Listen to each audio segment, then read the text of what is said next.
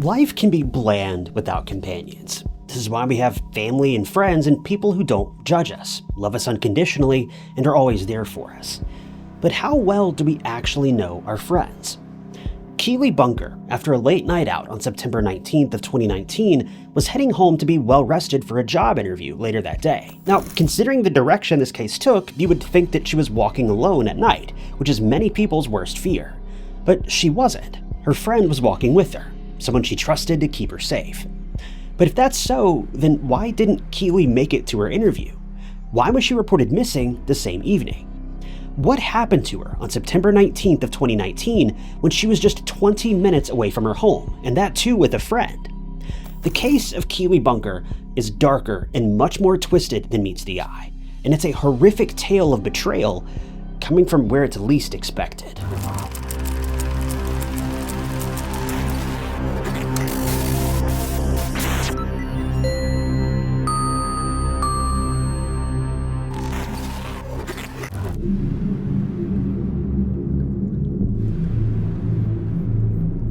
Keeley Bunker was born on September 7, 1999, to parents Christopher Bunker and Deborah Watkins in Sutton Coldfield, West Midlands, England.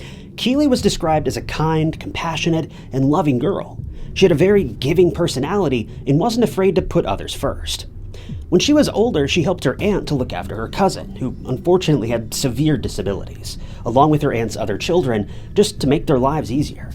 That's how helpful, kind, and generous Keeley was. She loved people around her unconditionally and was a breath of fresh air for most people that knew her. As Keeley had experience taking care of children, and it helped that she loved being around them, Keeley had dreams of becoming a school teacher. Her family said that there wasn't a more fitting profession perfectly tailored for Keeley than teaching. At the time of this case, Keeley resided in Tamworth, Staffordshire, and worked at the Drayton Manor theme park while working on making her dreams of teaching a reality. In school and shortly thereafter, Keeley was considered quite popular, but even so, she was very down to earth. She loved music as well, specifically the British rapper H. Sometime before the 18th of September 2019, Keeley had actually bought concert tickets to see H perform at the O2 Arena in Birmingham as a birthday treat for herself. Keeley was excited to no end, but just 12 days after her 20th birthday, while out with her friends, something horrible would happen to Keeley, and it would become one of the most terrifying tragedies of Tamworth.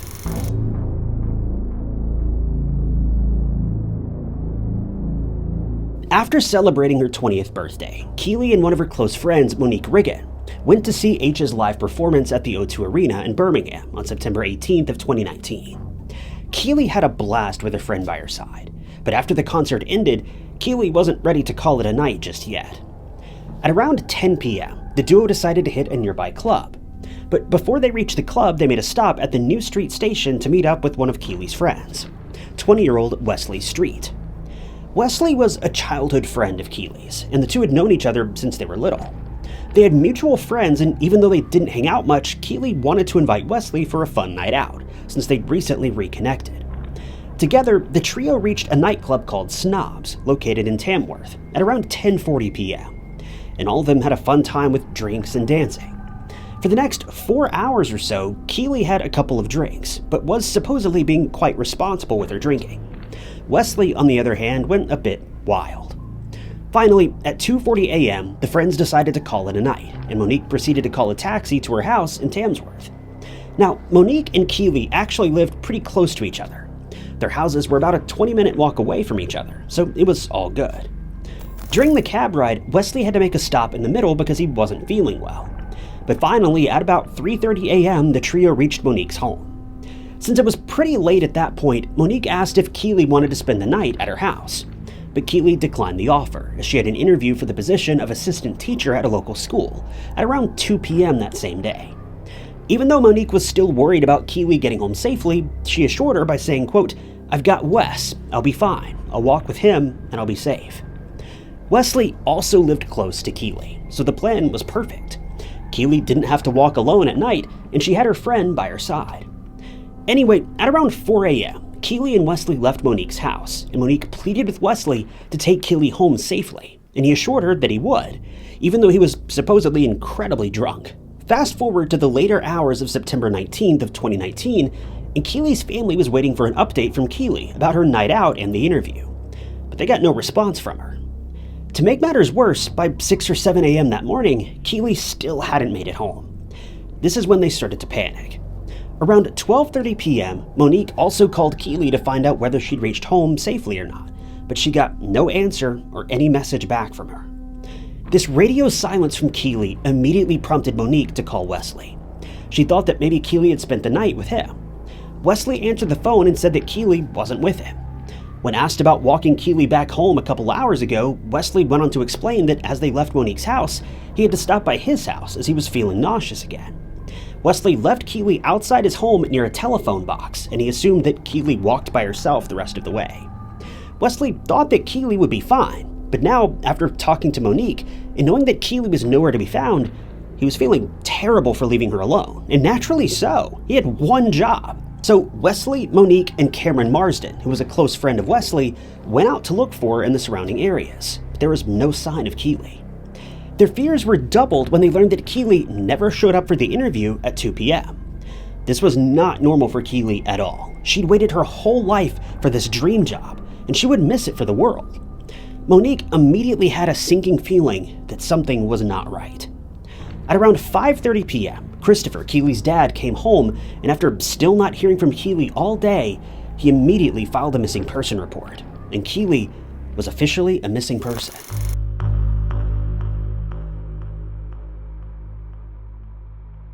The police immediately jumped into action once Keely was reported missing. A 20-year-old girl who was living a good life and had an interview for a job that was perfect for her couldn't have just up and left. Keely's disappearance shook the community of Tamworth, and everyone took part in the search for her. At around 9 p.m., it was getting dark, but the search for Keely was still on, and people were using flashlights to look for something, anything, that could lead to Keely. When the search party reached Wigington Park, that's when people heard a horrifying scream. An off-duty investigative officer named Dean Reynolds, who had also had a military background, described the scream as the most horrendous and fearful sound he'd ever heard. What was even more painful was that Jason Brown, Keely's uncle, was the one who screamed, and that was because he discovered something that he didn't want to see. Even though it was dark, Jason wanted to look around Wigington Park, and when he reached a small and shallow pond, that's when he saw something. It was a body partially immersed in the pond, and when Jason shone some light on the body, something caught his eye. It was a glimmering of a bracelet, the same bracelet that Keely always wore. When detectives and emergency services reached the pond, unfortunately, 20-year-old Keeley Bunker had already lost her life. Keely's body was taken for an autopsy, and the news of her passing was given to her parents, who couldn't even believe what they were hearing. Their daughter had just turned 20 days ago, but now she was gone. Keely's friends were also informed of her passing, and Monique was struck with incredible grief. She was battling with the gnawing feeling of sadness and guilt. She thought that she could have just forced Keely to stay with her and then she'd still be alive. It was just unbelievable. The autopsy revealed several disturbing details about Keely's passing. She was disrobed and there were signs of violation, which is just so heartbreaking to imagine what Keely went through before her tragic demise. There were also a lot of defensive wounds on her body, mainly on her neck and arms, and her cause of death was compression to the neck.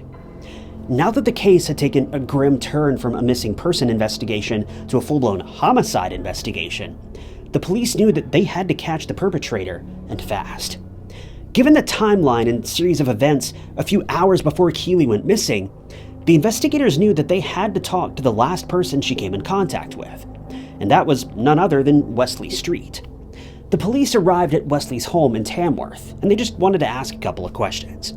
They even took Wesley in the patrol car to help find the exact spot where he left Keely a few hours prior. Now, this detail doesn't make much sense to me, because according to what Wesley told Monique, he left Keely just outside the front of his house near a telephone box, but now he was having officers drive him around the area so that he could show them where he left her. I'm not sure if this detail was simply misreported by a news outlet, or if there's something more to this, but this detail seemed important to point out.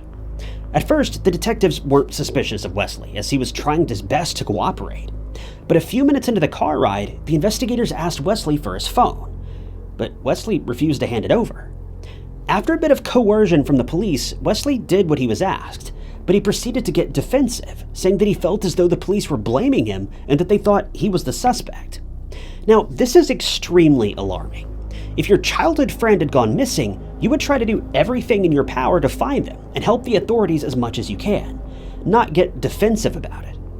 This behavior could be the result of one of two scenarios. Either Wesley was freaking out being questioned by the detectives, or he may have had a hand in what happened to Keeley and was trying to save his skin. Needless to say, if the police weren't suspicious of Wesley before, they certainly were now. Anyway, all of this was going on at the same time that the search parties were looking for Keeley, and when Keeley's body was discovered, the investigators knew that Wesley's behavior wasn't weird for no reason.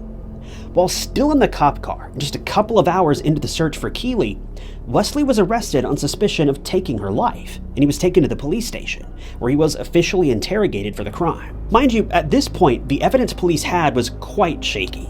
Best I can tell, they had little more than a gut feeling about this man, simply because he'd been acting so strangely. Regardless, his DNA was taken and sent off to be compared with the DNA that was found on Keeley's body. What was odd was the fact that Wesley changed his story every single time new evidence was brought in front of him, which made him even more suspicious. First, he denied any involvement in Keeley's passing and said that they never engaged in intercourse and that they went straight home from the nightclub. But this story soon hit a wall when Wesley's phone records showed that a cell phone tower pinged close to the location of Wigington Park on the 19th of September after 4 a.m., confirming that he was indeed in Wigington Park. So there was no way that his story was true. This is when Wesley proceeded to change his tone. He told the detectives that he and Keeley did end up going to Wigington Park after leaving Monique's house, but they were a bit drunk, and Wesley playfully jumped on Keeley's back, causing her to trip and hit her head on a fence post, leading to her demise. But this story was quickly thrown to the side very quickly by detectives, as Keeley's autopsy confirmed there was no injury or blunt force trauma to her head, and her blood alcohol levels were lower than the legal driving limit. She may have been a bit drunk, but she wasn't nearly as intoxicated as he was. During this time, the DNA results came out too, and the DNA found on Keeley's body matched that of Wesley. So with this evidence, Wesley couldn't deny the fact that they had engaged in some sort of sexual activity that night. What the police wanted to confirm now was whether it was consensual or not.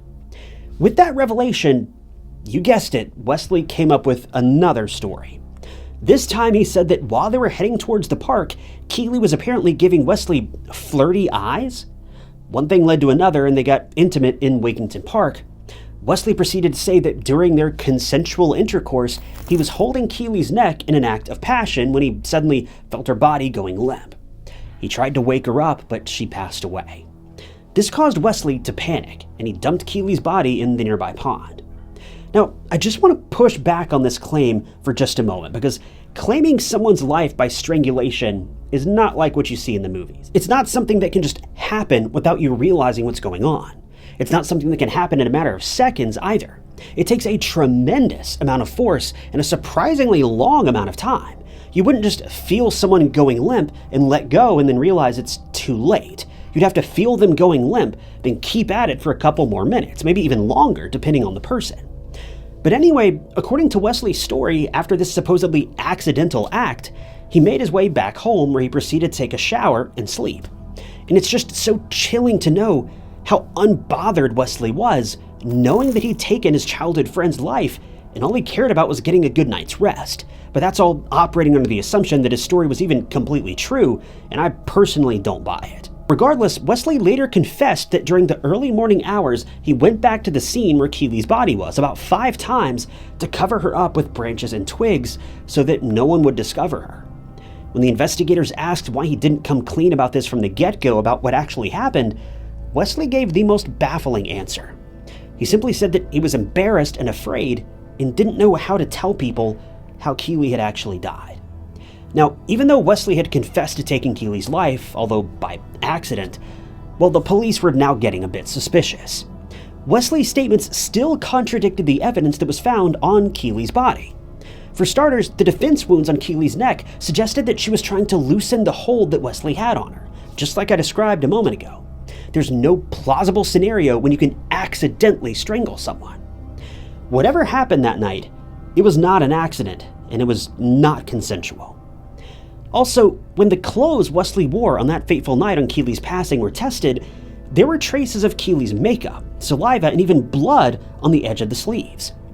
All of this evidence suggested that whatever happened to Keely was extremely brutal, and Wesley had every intention of ending Keely's life.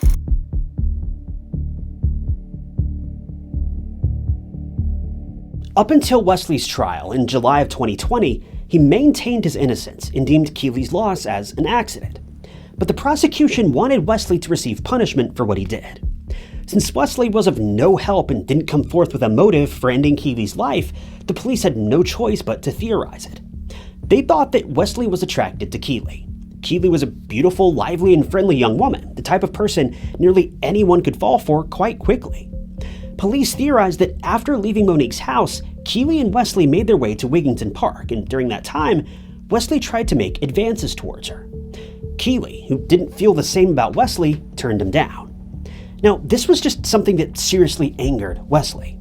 Wesley didn't want to hear the word no, and this was what caused Wesley to tackle Keely to the ground, subdue her, and take advantage of her, all the while squeezing her neck. Keely tried to put up a fight to make Wesley stop, which was when she was inflicted with defensive wounds.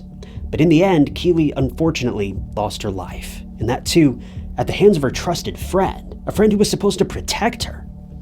On the flip side, the defense stuck to the accidental stance, and they tried to persuade the court by saying that Wesley and Keely engaged in consensual activities, and Keely was apparently, quote, enjoying herself. There was also an instance caught on CCTV that showed Wesley and Keely going to the park, and it seemed like Keely may have been pushing Wesley away. But according to Wesley and the defense, it was innocent play fighting. As for the prosecution, they had one more revelation to present to the jury, and this would determine whether what Wesley did was truly an accident or intentional.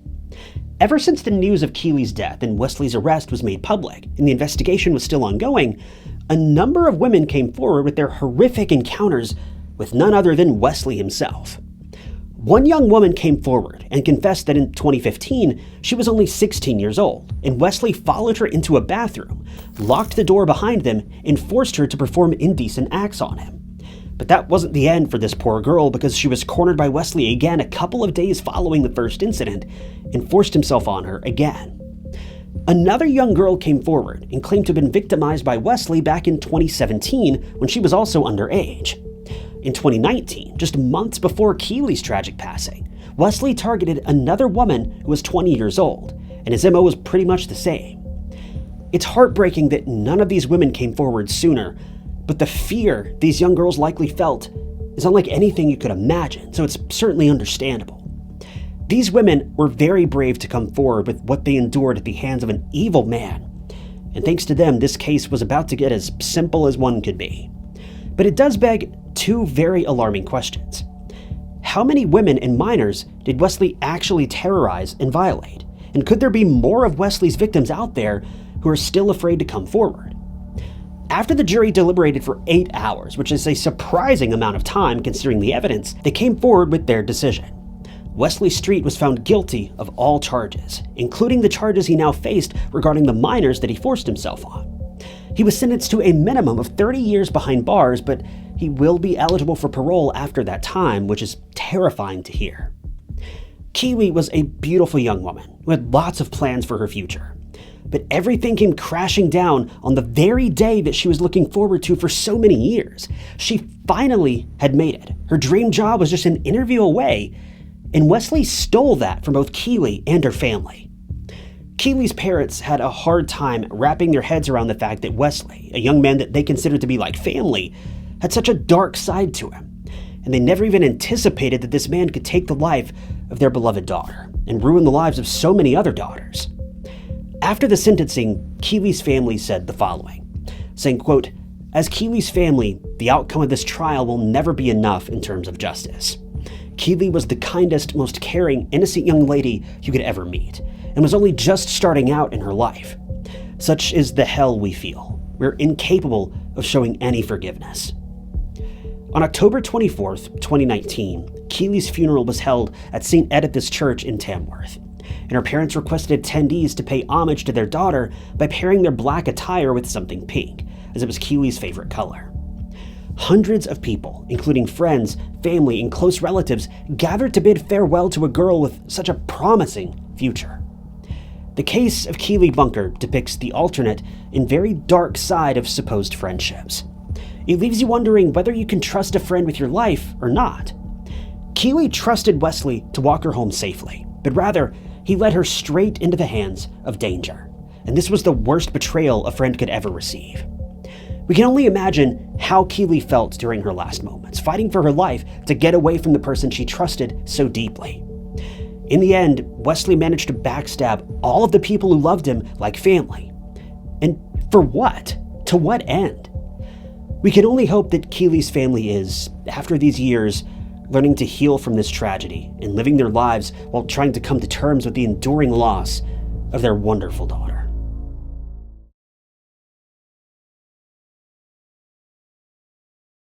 People find their life partners in the most unlikely of places. I found mine in front of a high school bathroom. Some people find theirs while walking down the street, but a lot of people find their other halves on social media, while others might meet through mutual friends and hit it off. Well, that's exactly how 20-year-old Renae Marsden and 23-year-old Braden Spiteri hit it off like a house on fire. Renae was convinced that Braden was her soulmate, and they even made plans for their future together. But if everything was perfect, then what led Renae to The Gap, a dangerous cliff overlooking thrashing waters of the Tasman Sea, in the evening hours of August 5th, 2013, where she would tragically end her own life? At least, that's how the official story was told. The case of Renae Marsden is not as straightforward as it seems, and it's weaved with lies and obsession, and a secret that was hidden in plain sight. A secret that led to lethal consequences.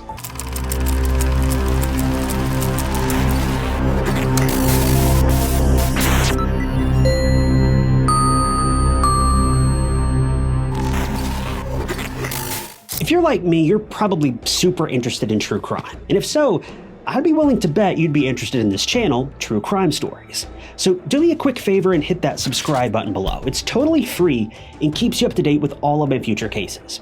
YouTube tells me that over 40% of you guys are not subscribed, so click that button and help us both out. Renae Marsden was born on October 15, 1992, to parents Teresa and Jamie in New South Wales, Sydney, Australia. She lived in Prairiewood, Fairfield City. But sadly, soon after her birth, Renae's parents decided to end their marriage and they went their separate ways. Now, going through a divorce is an unnerving experience for any family, but another person came into Renae's life when she was just 5 years old, who she called Father, and even took his last name. This was Teresa's new boyfriend, Mark Marsden. Teresa and Mark soon got married, and they had 3 more children, Luke, Jake, and Monique, and Renae loved their family to bits. According to her mom, Teresa, Renae was a kind, joyful, and sociable girl who got along well with her siblings. Teresa and Renae also shared a mother-daughter bond like no other. Renae would share everything with her mom, and Teresa was Renae's go-to person whenever she needed advice or comfort. Renae was a very outgoing and independent young girl, and in 2010, when Renae was 18 years old, she was working as an administrator at a salon. See, Renae had dreams of becoming a successful hairdresser, and she loved dolling her clients up when it came to their hair. So the salon was a perfect place to polish her skills and train to become one. But this is where she met someone, a man named Angus Young. Angus was Renae's first love, and he described her as a bubbly, beautiful, kind, and optimistic person. Fast forward to April of 2010, and the couple were madly in love with each other, and they also talked seriously about getting married and starting a family.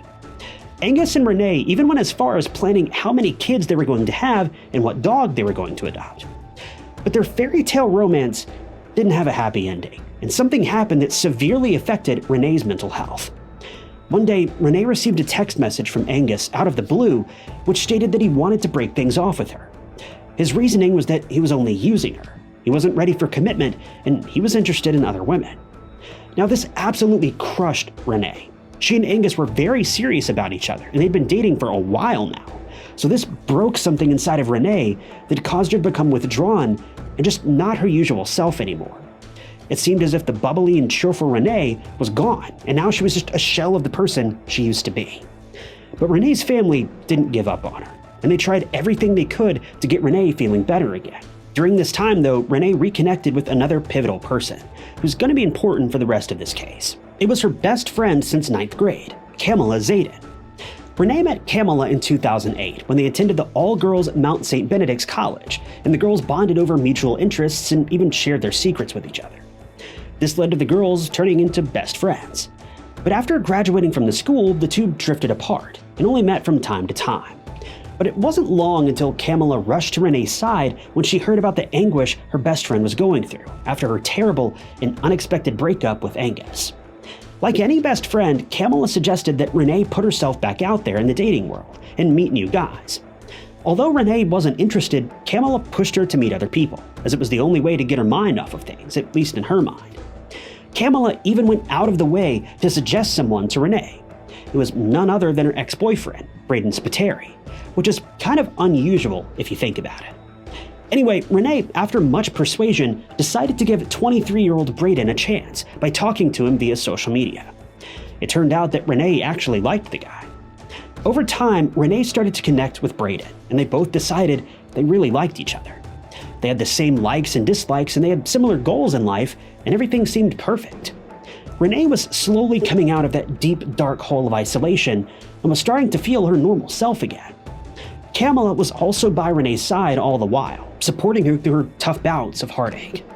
It was clear that Renae trusted Kamala a lot, but there was one problem with Braden and his relationship with Renae, and that was the fact that Renae had never even physically seen his face or interacted with him. She'd only ever seen a photo of Braden, and that was it. Whenever she communicated with Braden, it was either through social media or text. Well, Renae was about to find out something very bizarre about her so-called soulmate. See, according to Kamala, Braden came from a wealthy family and was very ambitious. But she later went on to disclose something very odd about Braden, and it was the fact that he was currently incarcerated at Goulburn Jail for a driving offense that resulted in the death of his best friend, Richey. This was why Braden had always turned down meeting Renae, because he was serving a prison sentence. On top of that, he'd also forfeited his visitation rights for a lesser sentence, so no one could visit him in jail. Now, I'm not an expert on incarceration, but I don't even think this is something you can do, but please correct me if I'm wrong in the comments. But this was baffling on so many levels. First of all, why would Kamala ever suggest Renae start an online romantic relationship with a convict? And why did Renae agree to this? Well, it seemed that Kamala had unbelievable control over Renae, and she essentially manipulated her vulnerable best friend into starting a relationship with Braden, with whom Renae was starting to get very attached to. Even after this revelation, Renae was supportive of Braden, as Richey's death was tragic, but it was an accident nonetheless, and she continued her relationship with him and was counting down the days until Braden would be released from prison, and then they could start their lives together.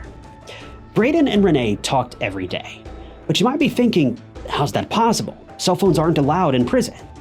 Well, surprisingly, Kamala made arrangements with an attorney for Braden to have a mobile phone to contact Renae in prison via texts, which, mind you, is illegal. This attorney literally smuggled a phone into prison for this man, a felony offense. Anyway, Renae also confided in her mom, Teresa, about her relationship with Braden in late 2011, and even told her about his prison sentence. Teresa recalled that Renae wouldn't stop smiling or blushing whenever she was talking about Braden. It shows how much she adored this man, who she'd never even met in person before. Braden had even reached out to Teresa via text in December of 2011, introducing himself and assuring her that he was utterly serious about his relationship with Renae. The couple's relationship was turning serious, so much so that in January of 2012, Renae and Kamala went to a tattoo parlor called Bondi Inc., where Renae got Braden's name tattooed onto her chest. But everything was far from perfect. As Renae's relationship with Braden was getting intense, her friendship with Kamala had turned sour. Renae noticed that Kamala was overly involved in everything Renae did, and she felt as though Kamala wanted to control everything about Renae's life.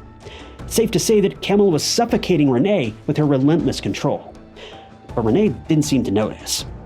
Around the same time, Teresa started to get an unsettling feeling about Braden and found him to be very rude, jealous, and arrogant because he would always be upset when Renae was seen with another man. Apparently, Braden wanted Renae all to himself, and he was overly possessive of her, whenever Renae even interacted or smiled at another man. This behavior led to Renae contemplating ending the relationship, but Braden had news for Renae that led her to stay with him. He was scheduled to be released in August of 2012, and Renae was over the moon about this. She would finally get to see her online boyfriend for the first time, and she was beyond excited. But soon, things took an unexpected turn that led Renae to do something very tragic.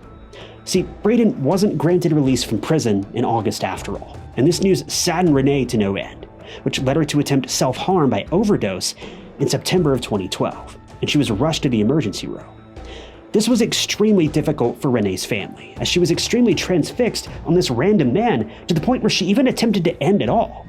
It's just so sad to see the wave of emotions and distress Renae was going through. And it's very clear to see Renae was not well. She needed some serious intervention. Teresa couldn't bear to see her daughter in pain, and she decided to take a significant step to help her daughter. Teresa reached out to Braden and demanded that he let Renae be free to pursue other people while he was serving his sentence. When Braden gets released, then they can think things over. Braden initially backed off, but was still in contact with Renae as friends. Renae actually got into a relationship with another man named Ian, and he was very polite, caring, and genuinely loved Renae.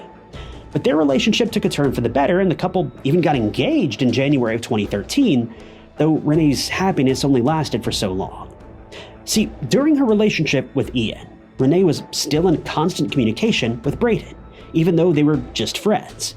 This understandably bothered Ian, so in March of 2013, Ian gave Renae an ultimatum to choose either him or Braden. Sadly, Renae was still very much in love with Braden, and she called off her engagement with Ian, a man who could have made Renae happier than ever, but instead she chose her so-called soulmate, Braden. This was a choice that would cost Renae everything.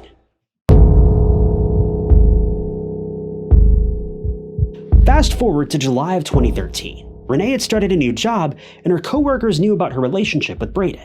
But around the same time, Braden went completely radio silent. Renae assumed that it was because of the ongoing court case. Renae regularly reached out to Braden, but never got a response for almost a month. She was spiraling out of control, and even her coworkers noticed her decline. Little did they know that soon everything would come crashing down in the worst way possible. It was August 5th of 2013. After bombarding Braden with countless texts, Renae finally got a response back. But this text would wipe the smile clean off of Renae's face and cement her horrible fate. Braden texted Renae asking for space, wanting to break up with her, saying, "I need a break, and so do you." When Renae received this text, she was out with her coworker Joseph for lunch, and upon reading it, she cried and shook hysterically. Renae left work early that day and proceeded to make a 90-second call to Goulburn Jail to talk to Braden at around 2:44 p.m. Renae wanted to know the reason for the abrupt breakup, but she could never get a hold of Braden. A distraught Renae went home, all the while still texting Braden. Teresa was worried about Renae, and she was still very emotional, even though Renae assured her that nothing was wrong. But Teresa soon realized that something was, in fact, very wrong when a text from Braden came in, stating, quote, "Sort your daughter out. She's threatening to end her life." A frantic Teresa immediately rushed to her daughter's side, but was surprised to find her getting ready for a girls' night out. She was wearing black tights, a black sweater, and a black and brown scarf and black ballet flats. Renae appeared calm and wasn't hysterical or sad, which eased some of Teresa's tension. Renae then left her house at around 5:22 p.m., but she wasn't going to meet up with friends. CCTV footage showed her driving towards the Gap, an ocean cliff in the eastern suburbs of Sydney, overlooking the Tasman Sea. But what's alarming and frightening about the Gap is the fact that it's a famous spot for people attempting to end their own lives. This fact, combined with Renae's heartbroken state, was a dangerous combination. There are multiple CCTV cameras and even a safety fence surrounding the perimeter of the cliff, but Renae was tragically determined to put an end to her ongoing misery. She parked her car, a red Mazda, near the Gap, and sent several messages to Braden. It even sent her mom, Teresa, a final farewell message. Renae told Teresa that she loved her and that she was sorry for the pain she was going to put her through. At 5:51 p.m., Renae climbed over the fence at Jacob's Ladder, and 3 minutes later, she threw her phone into the thrashing waters before tragically jumping off the cliff. 20-year-old Renae fell victim to the dark voices in her head, and she ended her life after getting dumped by her boyfriend of 18 months. Teresa, upon receiving Renae's final message, tried calling and texting Renae frantically, pleading with her to answer her phone, but it was too late. Renae had already made a grave choice, and sadly, there was no turning back from this tragedy. Sydney police were notified immediately, and from Renae's phone activity, her car was found near the Gap at 8:45 p.m., with the words, "I love you, Brayden," etched on the dusty car's windshield. Inside the car, there was a photo collage of Brayden, Renae's wallet, and an iPhone with a pink case. Investigators also looked at the CCTV footage and saw Renae leaping off the cliff, which is just so eerie and devastating that something so tragic and unfortunate like this was caught on camera. An aerial search was conducted in hopes of finding Renae's body, but nothing came up, and her body hasn't been found still to this day. It's believed that Renae's body drifted away into the deep sea, and was extremely devastating and life-altering for her family, who lost her in such a tragic way. Teresa, after Renae's tragic passing, angrily reached out to Brayden, but he never picked up. She also notified the police of Brayden, and they went to Goulburn Jail to question him. But now, it was their turn to be baffled. Goulburn Jail authorities confirmed there was no inmate under the name of Brayden Spiteri. This left the detectives and Renae's family dumbfounded. Who was Brayden?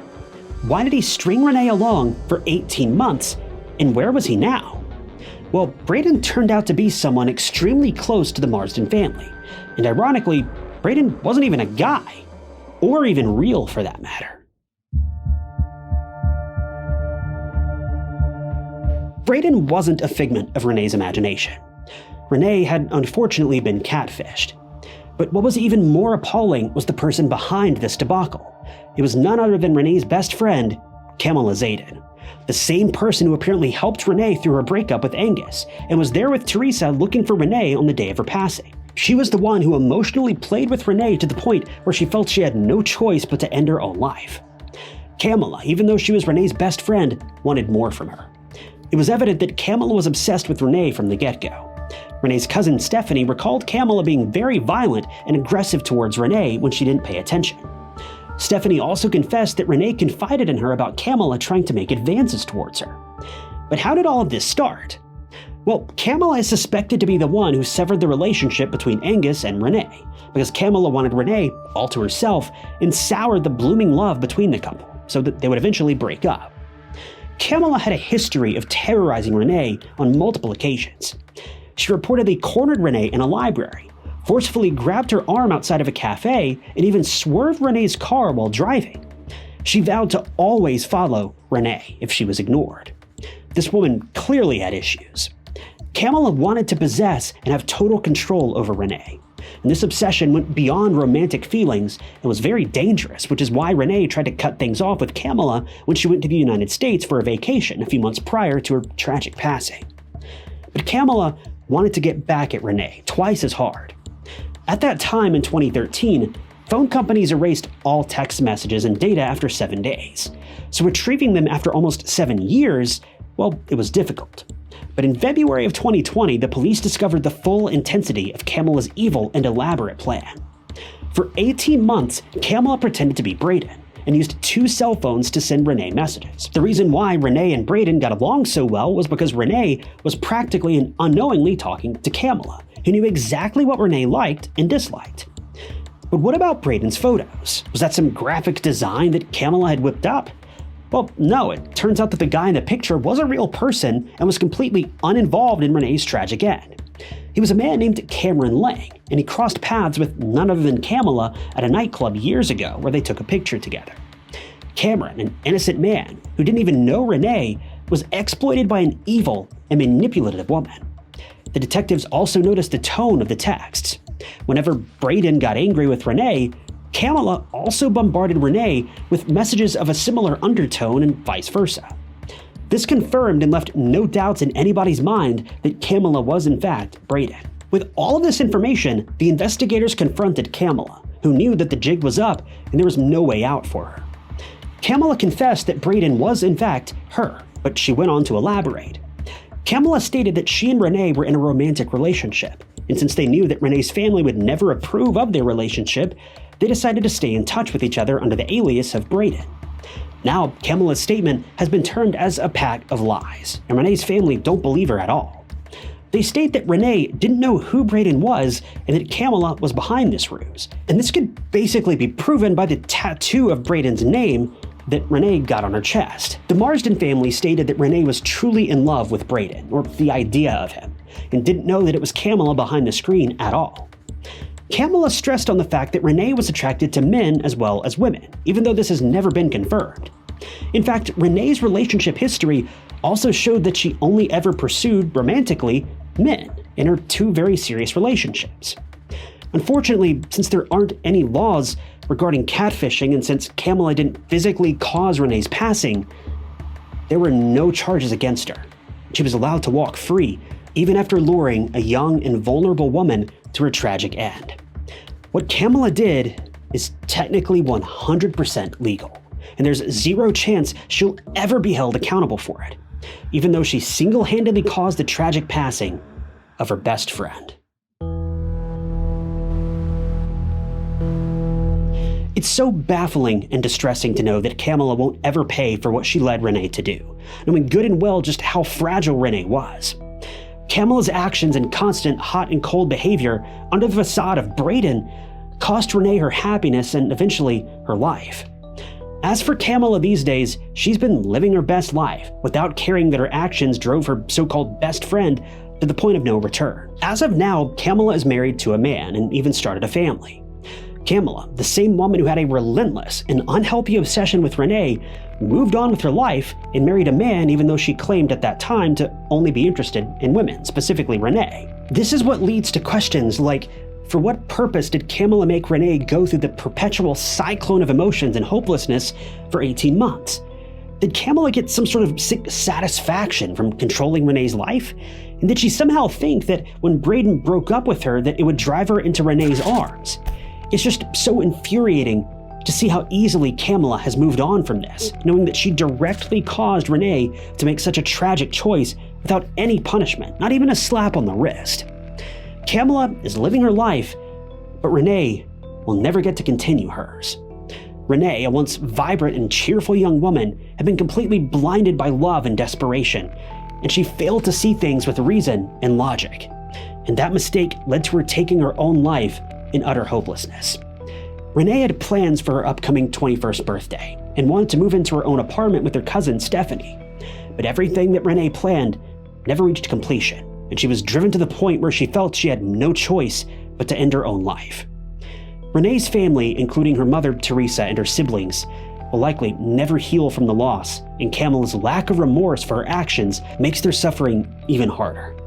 The fact that Kamala frequently visited the Marsden home because she and Renae were best friends cuts Teresa to the bone because she never even anticipated that the person in their home would be the one to drive her daughter to such a frightening point. And the fact that she was wearing a facade the entire time is just so brutal. Following Renae's demise, the Marsden family is fighting hard to introduce Renae's law, which deems catfishing and any form of non-physical abuse illegal, and creates a distinct criminalization of such heinous acts and behavior.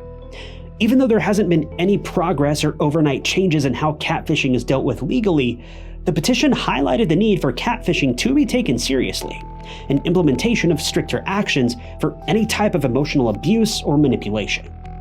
Laws like this are just so complicated though, because it blurs the lines between free speech and a crime, which no political leader wants to get involved in. It's really easy to judge someone who's subjected to manipulation from a third-person perspective. It's easy to criticize them and say, well, why didn't they stop being manipulated? Why didn't they make better choices? But the thing is, you can never understand what the victim is going through. The bottom line is that Renae was vulnerable, and even though she could have made reasonable and logical decisions, her conscience was clouded by the constant bombardment of Kamala's manipulative and deadly actions. Kamala, knowing that Renae was spiraling down after a breakup with Angus, took advantage of her vulnerability and played emotional games with her for over a year. And in the end, Renae lost her will to live and left her family in perpetual grief and sadness. All because she was manipulated and emotionally abused by a monster who was pretending to be a pillar of support. We can only hope that laws dealing with catfishing and penalizing the perpetrators can be made and implemented, not just in Australia, but in other countries too, because Renae's case is a horrific example of something seemingly innocent and playful taking a lethal and unimaginable turn.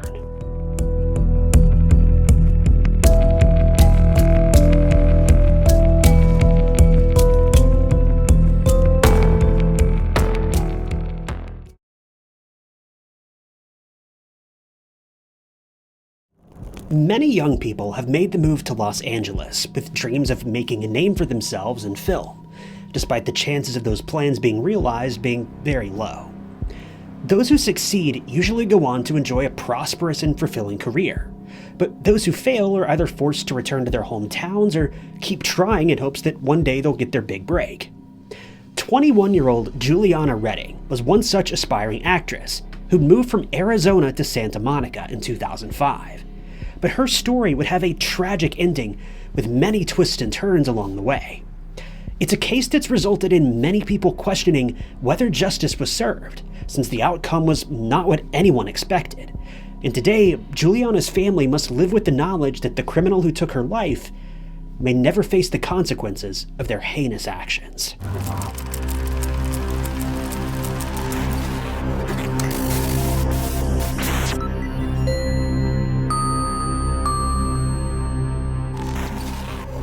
Juliana grew up in Tucson, Arizona, where she attended South Point Catholic High School, and by all accounts, she had a great childhood. She was close with her family, and after graduating, she decided to move to California, as she had aspirations of becoming a model. But her real ambition was to own her own business one day, and she told her parents, Patricia and Greg, that she would like to open a boutique in the future. After arriving in Los Angeles, she kept in touch with her family on a regular basis. She would often call her parents and catch up and let them know how her plans were going. They would also text each other often, and on occasion, she would make the trip back to Tucson for a visit. By 2008, she was living alone in a bungalow in Santa Monica while she was studying at Santa Monica College. To make extra money, she worked as a hostess in a restaurant while looking for opportunities in modeling or acting. For the time being, Juliana seemed content with her situation. But all of that would change on the 16th of March of that year, when Patricia found out that she couldn't make contact with her daughter. What's known is that Juliana played a round of golf on the 15th of March, after which she returned to her bungalow and opted to spend the night in, watching TV, specifically Seinfeld reruns. The following evening, Patricia became increasingly concerned when she received a call from Juliana's neighbors, who informed her that they hadn't seen her at all that day, and her dog was seen inside her bungalow, but the place seemed completely deserted. Patricia repeatedly dialed her number in hopes that she would answer, but she never did, and also never returned any of her mother's calls. At first, she thought she may just be busy, but when she hadn't received a reply by 6 p.m., she knew something wasn't right. It was then that she decided it was time to call the police.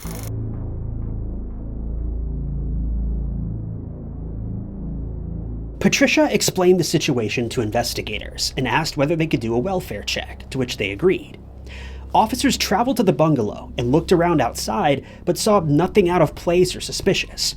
Her car was still parked in the driveway, which suggested that she should be home, but the bungalow was silent. But when they entered the building, they knew something strange had happened. They noticed a candle burning in the bungalow's main entrance, and then immediately detected the odor of natural gas, which they then discovered was coming from the gas stove that had been left on, but the burner wasn't lit, meaning the entire room was now essentially a time bomb. Then they made an even more unsettling discovery. After searching through the house, they walked into the back bedroom, and here they found Juliana. Unfortunately, she was no longer alive.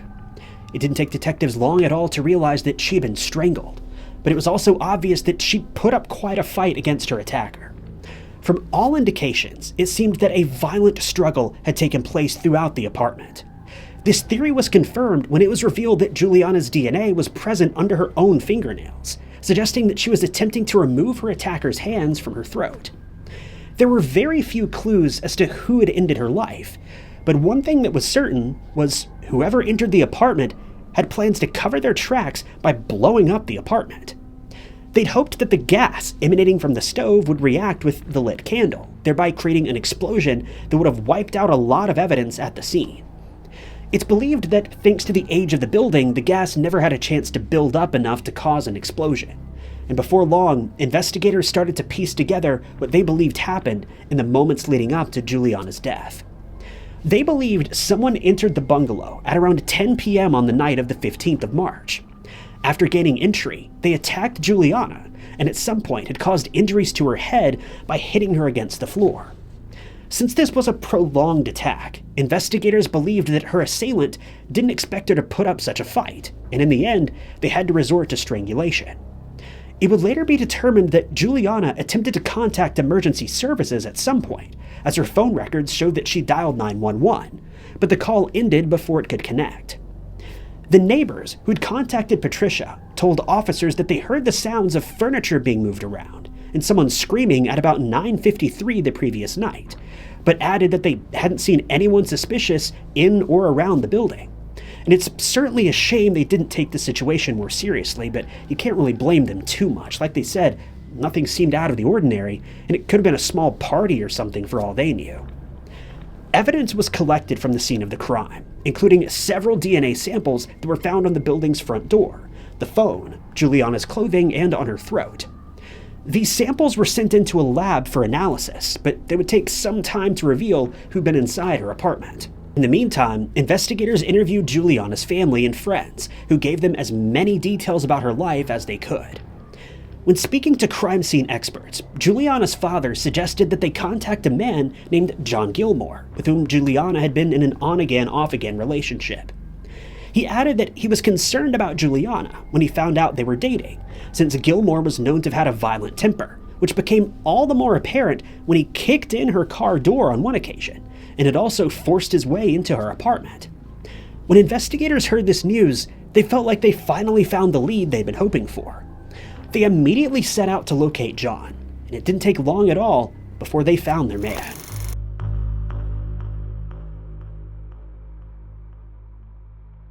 When John Gilmore was interviewed, he stated that he'd been to Juliana's place that Sunday morning, but got no answer at the door, despite her car being parked in the driveway. He looked in through the security gate, but could only see the burning candle, though he'd never smelled any gas. When asked about the violent incidents that they'd been told about, he admitted that he and Juliana had on occasion gotten into fights, one of which took place that Saturday night when they started arguing about his plans for the evening. He'd called her to tell her that he was planning on spending some time with some of his friends that night, and this must have irked her, since she abruptly ended the call. He claimed that she then decided to spend the evening with one of her own friends, and he ended up going to a house party at a residence a few miles from her apartment. While there was still some tension between them, they kept texting each other throughout the evening, but then at around 10 p.m., she stopped responding to his messages. When he still hadn't received any reply the following morning, he attempted to call her and sent several text messages, but again he got no response. This is when he went to her building, but had no choice other than to leave when he couldn't find her there. While he was certainly the first suspect, his name was soon cleared thanks to surveillance footage from the night of the attack. Security camera footage showed him visiting a convenience store and a Jack-in-the-Box restaurant. Several people from the house party were able to confirm that he was there when the attack took place, since they saw him there between 9:45 and 10:15 p.m. His innocence was fully confirmed when it was revealed that much of the DNA found in the apartment belonged to a woman, not a man. And police now had a lot of unanswered questions. They then started the task of speaking to all of the women in Juliana's life. There was suspicion that someone who knew her might have become jealous of her looks or her lifestyle, or that there was some sort of love triangle involved. Investigators collected DNA samples from everyone they spoke to, but this led nowhere, as no match was found for the samples that had been removed from her apartment. This is when they discovered that there was another man in the picture, a doctor by the name of Munir. Upon further investigation and questioning, investigators learned that Juliana and Munir had met each other while she was employed at a restaurant in 2007. She must have made quite an impression on him, since he offered her a job as a medical assistant and she readily agreed. Working as a hostess or a waitress in a restaurant obviously doesn't pay very well, at least not considering all the crap you have to deal with from patrons, and she must have jumped at the opportunity to earn a little more money. But their relationship wouldn't remain merely professional for long. Before too much time had passed, she agreed to move in with Munir, and during this time Munir would bring her gifts and allow her to live in his upscale house that was located in Beverly Hills. While this notion must have been flattering for a while, it didn't take long for Juliana to become concerned about Munir's behavior, as she started feeling as though he was obsessed with her. He told her that he wanted to buy her an expensive car when she turned 21, and at one stage he even suggested that they get married. There was no doubt that she would be left wanting for nothing, since he was a very wealthy man, but he was known to waste money on jewelry, cars, and women, which she found overwhelming and somewhat concerning. It's unclear if Munir simply got the wrong message from Juliana, or if he was making things out to be much more than they really were, almost some sort of delusional wishful thinking. But whatever the case, Munir's behavior only got stranger and stranger from here, and it didn't take Juliana long to realize she needed a way out.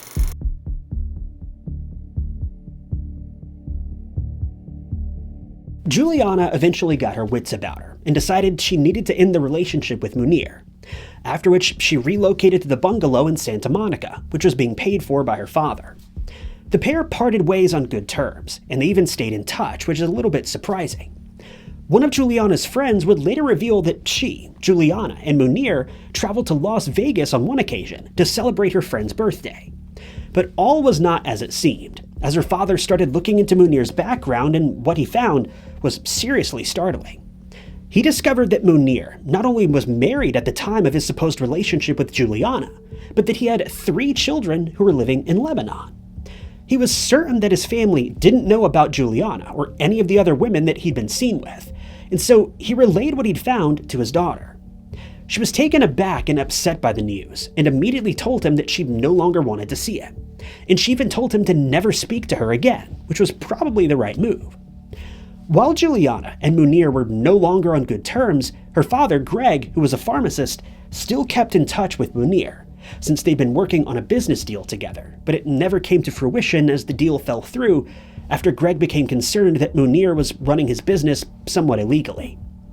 Evidence was quickly beginning to stack up against this man, and it quickly became clear he simply wasn't the man he portrayed himself to be.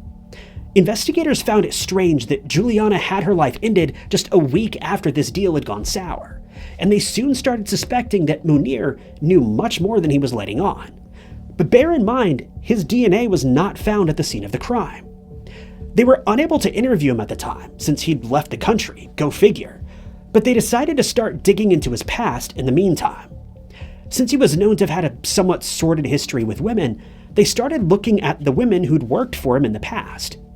They had a suspicion that the female DNA found at the crime scene may somehow be connected to Munir, but they had no proof to confirm these suspicions. Most of his former female employees were either no longer in touch with him or had no knowledge of Juliana. But when they looked into the history between him and a 47-year-old woman named Kelly Sue Park, they started to grow even more suspicious. He'd made several substantial payments to her, totaling over $1 million in just 18 months. She'd been involved in several of his business deals in the past while she was working as a real estate broker. While they were by no means certain that Park was connected to the attack on Juliana, they decided to have her followed in hopes that they could collect a DNA sample without her knowledge. If she was somehow connected to the crime, she may have alerted Munir to the fact that the authorities wanted to collect her DNA, and so it was decided that this should be done without raising any suspicions. Their patience eventually paid off when they were able to collect one of her discarded cigarette butts, and it was sent away to be analyzed. Before long, investigators were informed that they'd finally made a breakthrough in the case, as it was found that Park's DNA was a perfect match for the samples collected from Juliana's bungalow. There was now no doubt that Park was present when the attack was carried out, and there was a good chance that Munir was involved somehow, though he still hadn't returned to the US and so couldn't be questioned yet. Obviously, Park was apprehended and immediately charged with the crime against Juliana. It's believed that Munir found out about her arrest just a few days later, since he suddenly vanished into thin air, though it's believed at the time he was likely somewhere in Lebanon, possibly to avoid being tracked down by the police.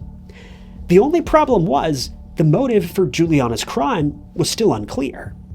It was suggested that Munir didn't take kindly to their relationship coming to an end, or that he'd gotten upset when his business deal with her father fell through.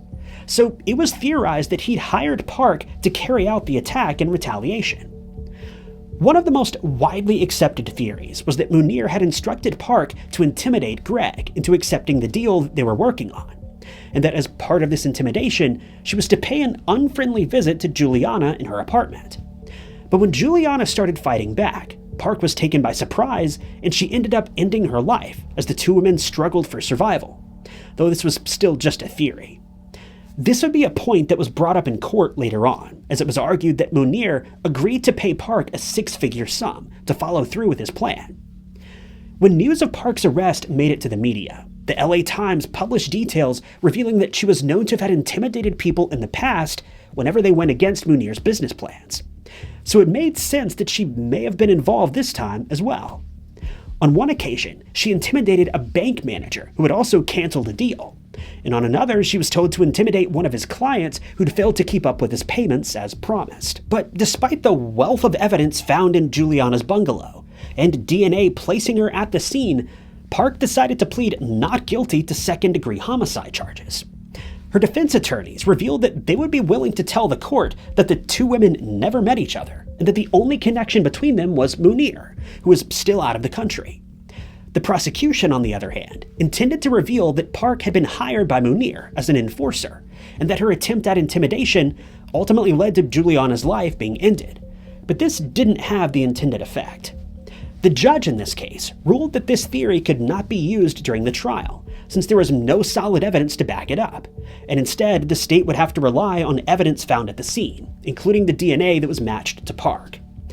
They would also mention the fact that Park stood nearly 6 feet tall, and that she was an intimidating and self-assured woman who could easily fulfill the role of an enforcer or intimidator if Munir ordered her to do so. This woman was genuinely scary to be around, and she apparently just had a personality and energy about her that was just difficult to get past. The evidence against Park had mounted, and it seemed all but certain that she would be found guilty of ending Juliana's life. Her DNA had been found in several places in the apartment, including on Juliana's clothes, inside the locks on the front door, on the telephone, and most incriminating of all, on her throat. On a plate that had been left in the kitchen sink, crime scene investigators found a drop of blood along with a fingerprint that belonged to Park.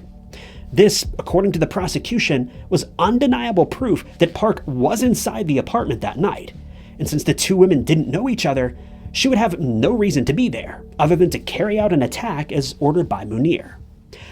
Furthermore, they believed it was indisputable that she had ended her life since her DNA was found on her throat, indicating that Park was the one who ended her life via manual strangulation.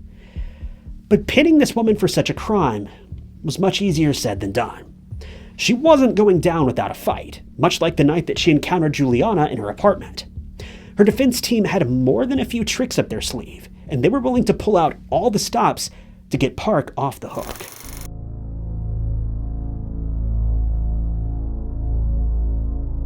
Kelly Park's defense team had a different theory that they claimed cast doubt on the suggestion that she was in the apartment with Juliana on the night of the crime. Since there were no witnesses that night, they contended that there was too much uncertainty as to what had transpired, and furthermore, they theorized that Park's DNA could have ended up in the building through DNA transfer. This occurs when someone touches an item belonging to someone else, and that item is then found at a crime scene, resulting in an innocent person being suspected of a crime when it's discovered that their DNA is present. Another example of this is when an item is touched by two people, resulting in DNA from one person being transferred to the other. In other words, Park may have touched an item that was also touched by Juliana's killer, and they then unwittingly transferred her DNA to the crime scene. In this case, they made reference to a towel that was possibly used by Park when she was in Munir's Beverly Hills home 5 months earlier. They suggested that the killer committed the crime and then attempted to remove their fingerprints and DNA with the use of that same towel, transferring Park's DNA to the scene in the process. They mentioned that Park would have visited this house on several occasions since she was known to be a business associate of his, and since Juliana had lived in that same house at some point, Park's DNA might have inadvertently been transferred to Juliana's bungalow. When discussing Munir's role in the crime, the defense argued that a failed business deal with Juliana's father didn't seem like strong enough motive to have her life ended, and neither was the fact that she had ended their relationship. As for the large amount of money that was transferred from Munir into Park's bank account, they argued that these were simply payments that were owed to her, since she and Munir were known to have conducted business with each other. The prosecution revealed to the court that Munir had, in the past, boasted that he employed a woman who was the female equivalent of James Bond, and they built their case around the suggestion that she was paid to work as an assassin, and that Munir had more than enough motive to order a hit on Juliana. The case was just getting wilder and wilder, and some aspects of the court proceedings are just downright unbelievable. The LA Times reported that Park's telephone records showed that she called Juliana's place of work and that she was present outside her bungalow the night before the attack was carried out. Since they had never met, there could only be one reason for Park to try and contact her: to figure out her schedule and to stake out her apartment while planning the attack. It was also alleged that Park and Munir had collaborated on a health insurance fraud scam, and that at the time it was still being investigated by authorities. The trial would last until 2013, an incredibly long time. But the verdict the jury reached on behalf of Park, it shocked everyone.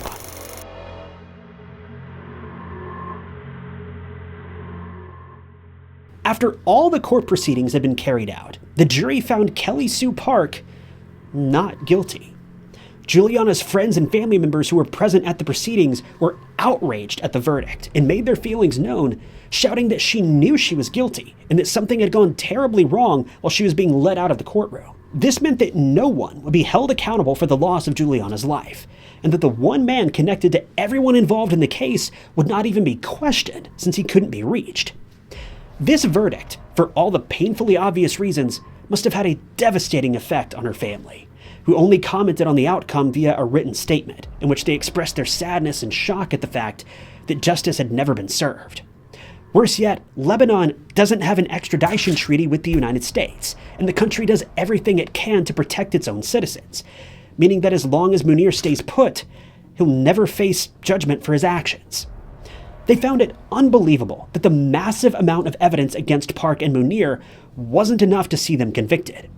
They've done their best to come to terms with the decision, and her mother, Patricia, now uses her daughter's room when she paints, helping her feel some small level of connection to her daughter, even after all these years have passed.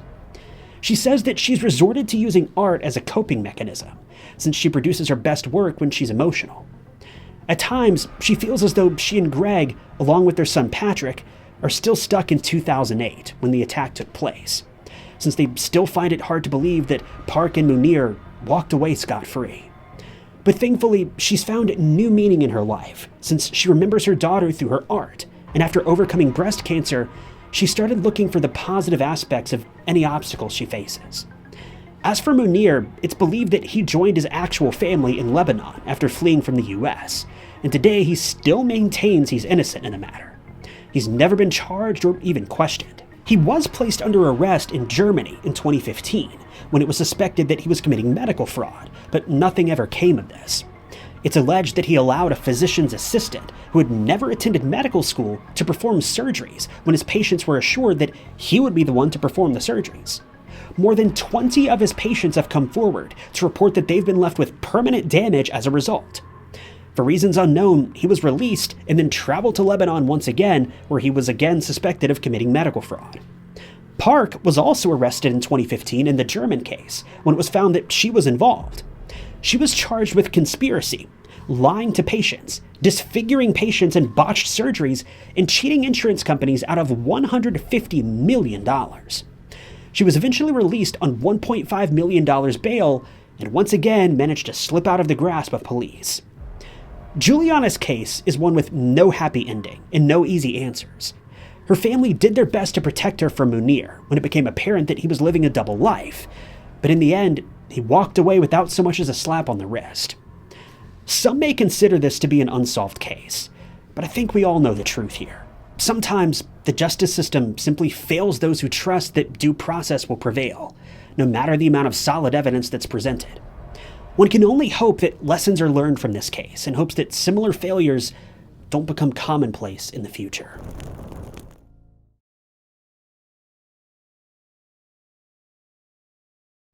It was just minutes past midnight on March 23rd, 2015. Brittney Gargol and her best friend Cheyenne Antoine posed for a photo together to commemorate a much-needed night out after months of hectic studying for school. But what was expected to be a fun night out on the town turned into something much worse. Just hours after this photo was snapped, tragedy would strike, and one of the girls would never make it home. The crime would send police on a 3-year hunt for justice, and when detectives finally tracked down their main suspect, well, it wasn't someone that anyone would have expected. This is the tragic story of Brittney Gargol.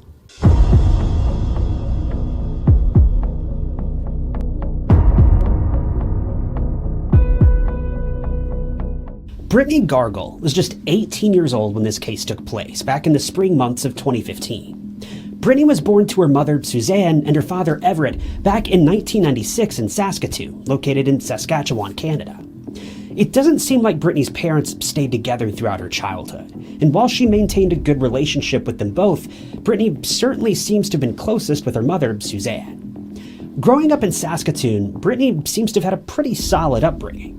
Her mother certainly had a good head on her shoulders, and Saskatoon is an all-around great place to live and raise a family. Being one of the safest cities in Canada, there isn't too much to complain about. The town has all sorts of beautiful nature trails and scenery, but it also has a very lively nightlife, filled with restaurants and all sorts of attractions to keep locals and tourists busy and entertained. For Brittney and her family, Saskatoon seems to have had everything they could have ever hoped for. Great people, great amenities, and even greater friends. For Brittney, it was her friends that she cared about more than anything. See, Brittney was known for being a pretty outgoing young girl. Throughout her high school years, she'd done very well for herself.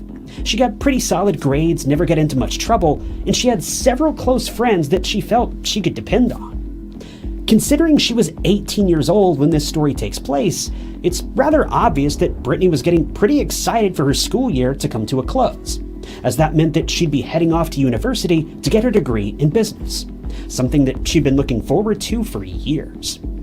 Unlike many of the other young adults her age who were just focused on getting to college to drink and party and get up to who knows what, Brittney was very goal-oriented, hyper-focused, and was known for being a critical thinker. Brittney had plans of getting her business degree so that she could begin managing and maybe even own a couple hotels one day. To help make these dreams a reality, Brittney had begun working multiple jobs so that she could stockpile all the money she would need to both fund her education as well as get a head start on life when she did eventually get her degree. One of her main jobs was at a local pizzeria, and it was a job that she took surprisingly seriously. Her mother recalls her as being incredibly driven, and others who knew her made sure to mention that she was an expert at balancing school, work, and her home life. She even held a job at a local German cultural center when she wasn't busy tossing pizzas. If Brittney was anything at all, she was dedicated. This girl had the willpower of an ox and would stop at nothing to get what she wanted. But while she was super hardworking and career-focused, she always made time to hang out with friends. Her closest friend was a young woman named Cheyenne Antoine. The two were about the same age and had been friends for several years, first meeting when they were in 9th grade together. Unfortunately, Cheyenne's upbringing was in stark contrast to Brittney's. While the two certainly had some common ground and had plenty of similar interests, things just weren't as easy for Cheyenne as they may have been for Brittney. See, from the outset, Cheyenne had a hard time in life. She was known for having a seriously rough childhood, and her parents are considered to have been victims of Canada's boarding school system. Now, Canada's colorful history with boarding schools and foster care, it's not something I'm incredibly familiar with, but I've certainly heard some stories. To put it plainly, it's not a system you want to be a part of, and Canada is notorious for its mistreatment of individuals who end up in these systems, at least in years past. For Cheyenne, her parents were both forced into the system involuntarily, and they paid a hefty price for it. The years of torment and mental as well as physical abuse that they endured left a lasting impact on their lives, an impact that would trickle down to their offspring, leaving them hurt and vulnerable as well. It's been reported that Cheyenne lost both of her parents at a very young age. Due to the abuse that her parents endured in these systems, they both fell deeply into addiction and less than desirable lifestyles. This in turn meant that Cheyenne was doomed to suffer the same fate, being plunged into the exact same system that completely consumed her parents. Life was never easy for Cheyenne. It seemed everywhere she turned, things just got worse. But when Cheyenne decided to try to forge a relationship with her mother after being separated from her for years, well, she would discover a new kind of low, unlike anything she could have imagined.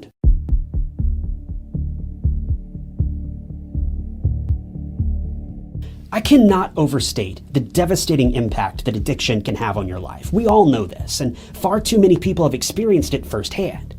Cheyenne was one of these people. It was her mother's addiction that ultimately landed Cheyenne in foster care after she was pulled from her family for fear of her safety.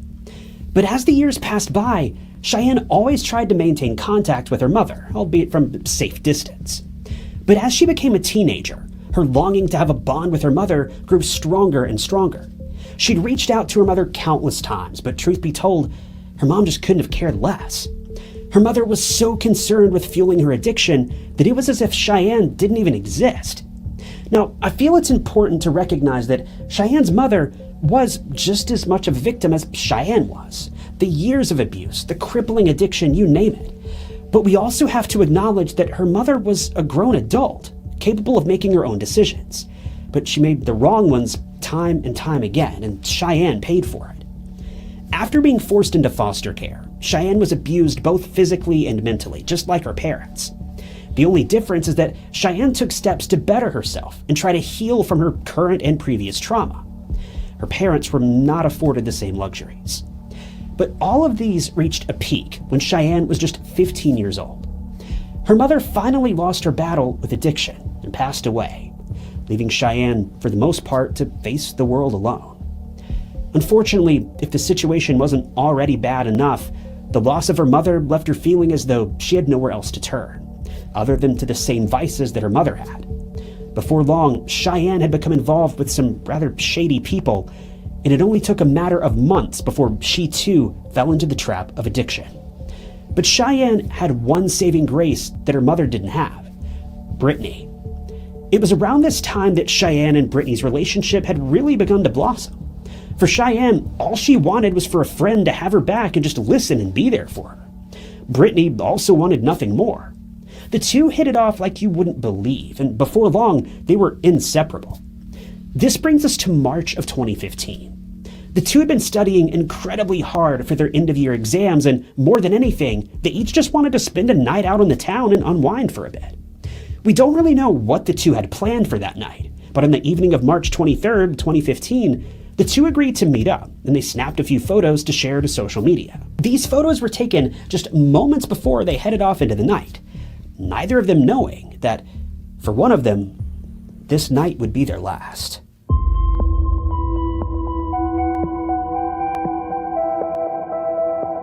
It was around midnight on March 24th that Brittney and Cheyenne headed towards a family friend's home, a woman named Atasha Story. Atasha says that the girls stopped by her home on their way out and asked to borrow some money for gas. Atasha was happy to oblige, and she even took things a step further, telling the girls that if they needed anything at all that evening, just call her and she would show up. She offered to pick them up wherever they were, no matter what time of night it was. Brittney thanked her with a hug, and the two friends set off. According to investigators, we don't know exactly where the two went right after this, but we know that they shared the aforementioned photo on social media at exactly 12:02 a.m. on March 24th. This would be the last time anyone heard from Brittney, as all contact after this post ceased. She never responded to any phone calls, social media comments, nothing. Just 6 hours later, at exactly 6:02 a.m., a driver was traveling down a remote road on the outskirts of Saskatoon when he spotted something off to the side of the road. As the driver passed by, he was a bit shocked. He had to do a double take. As he was riding along, he could have sworn he saw the body of a young woman lying just off the side of the road. He turned the car around and went back to get a better look, knowing good and well he couldn't have seen what he just thought he saw. But he did. As he returned to the location, the realization quickly washed over him, and he just stumbled across a crime scene. Not knowing what state the young woman was in, he rushed to her aid but quickly realized she was cold to the touch. The woman was missing her shoes, and all attempts to bring her back to life failed. Police were quickly dispatched to the scene of the crime, but by the time they arrived, there was nothing they could do except collect evidence and begin an investigation. According to police officers who were at the scene, they immediately suspected foul play. Something about the scene of the crime, it didn't feel right. And to top this off, they began investigating the woman's body a bit more closely and found obvious signs of bruising around her neck that were consistent with a crime. When they started collecting clues and evidence from the scene of the crime, detectives gathered up a leather jacket, a woman's watch, as well as a very unique belt, all of which had just been abandoned at the scene. The only real problem is that at this point, officers had no idea who this young woman even was. To try to track down her identity, they took photos of several of her tattoos, including a group of stars and a lion's head, posting these images into the local media, hoping someone could shed some light on this poor girl's identity. Fortunately, it didn't take officers long at all to make a positive identification. That morning, Atasha Story had been watching the news, and what she saw, nothing could have prepared her for. As she sat on her couch, mindlessly watching early morning television, the images of the tattoos popped up on screen, and Atasha's jaw hit the floor. She was so overwhelmed with emotion that she didn't even know what to do with herself. She immediately recognized the tattoos as belonging to Brittney. But how? She'd just been there a few hours before. She was in a great mood and made sure to tell Brittney if she ever needed anything to call. So how could this have happened? Atasha did the only thing she knew to do, and she called the police. After a very brief discussion, the body that officers had found earlier that morning was positively identified as belonging to Brittney Gargol.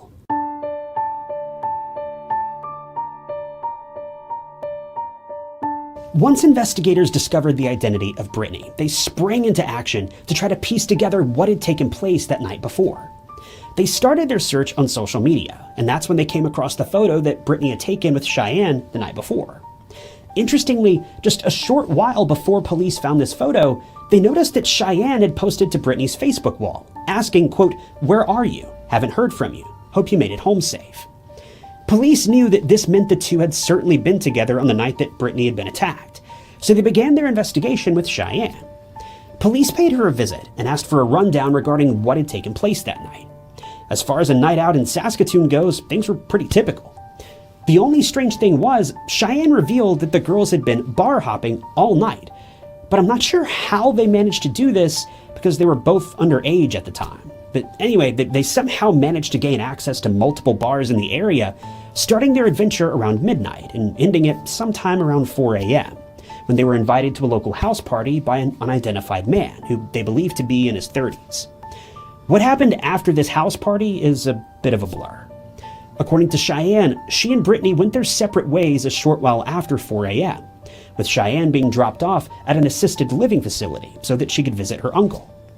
When police spoke with the uncle, he corroborated this story and said that he and Cheyenne had in fact visited at around 4 a.m. that morning. But where was Brittney? It would take a few days before detectives made any further progress in the case. They sent Brittney's remains off for a forensic analysis, and when the results came in, they were a bit surprised.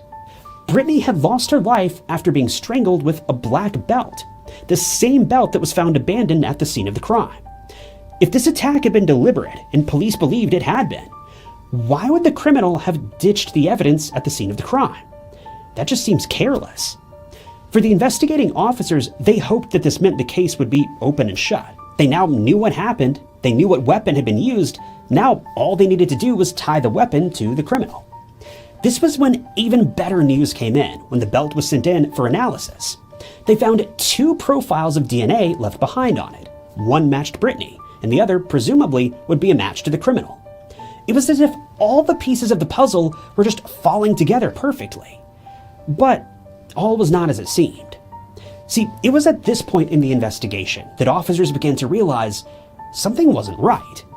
They'd taken statements from several people who had spotted both Brittney and Cheyenne that evening, but their stories just weren't lining up.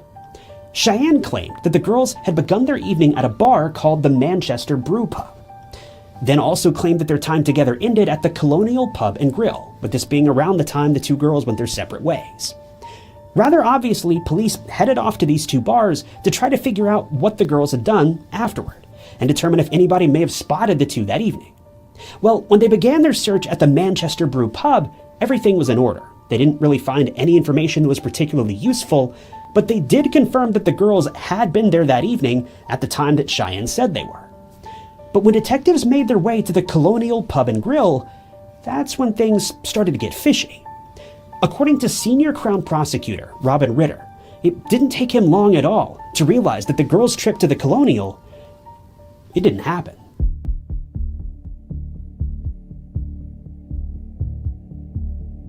After this revelation came to light, Detective Ritter was hot on the trail of Cheyenne. Every aspect of the story and the investigation up until this point hinged on facts that Cheyenne had shared with detectives, but they quickly began to realize that Cheyenne clearly wasn't being entirely truthful with them. If she was willing to lie about what bars the two had been to that night, what else was she lying about?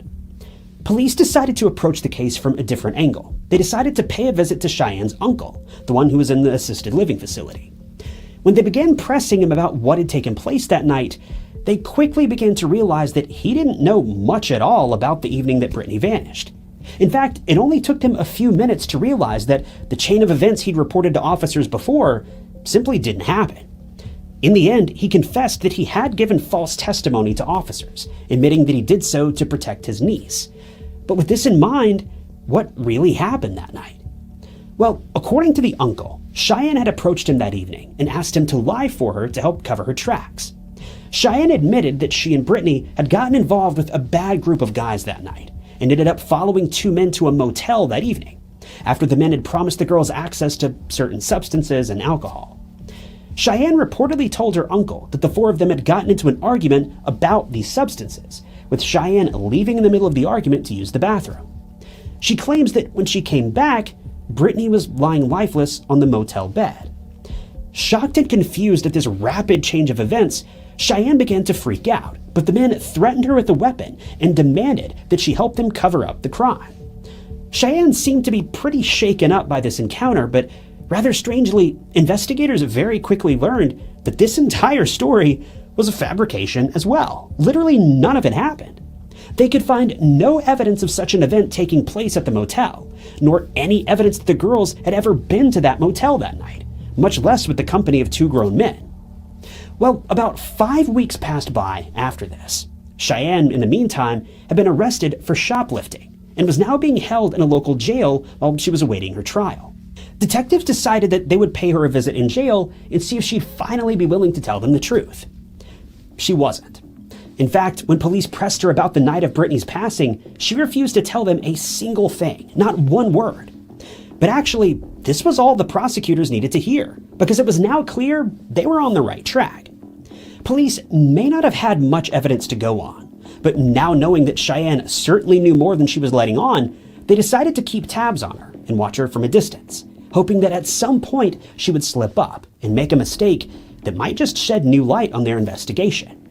And as fate would have it, they were right. One day, totally out of the blue, Brittney's family received a phone call from Cheyenne's aunt.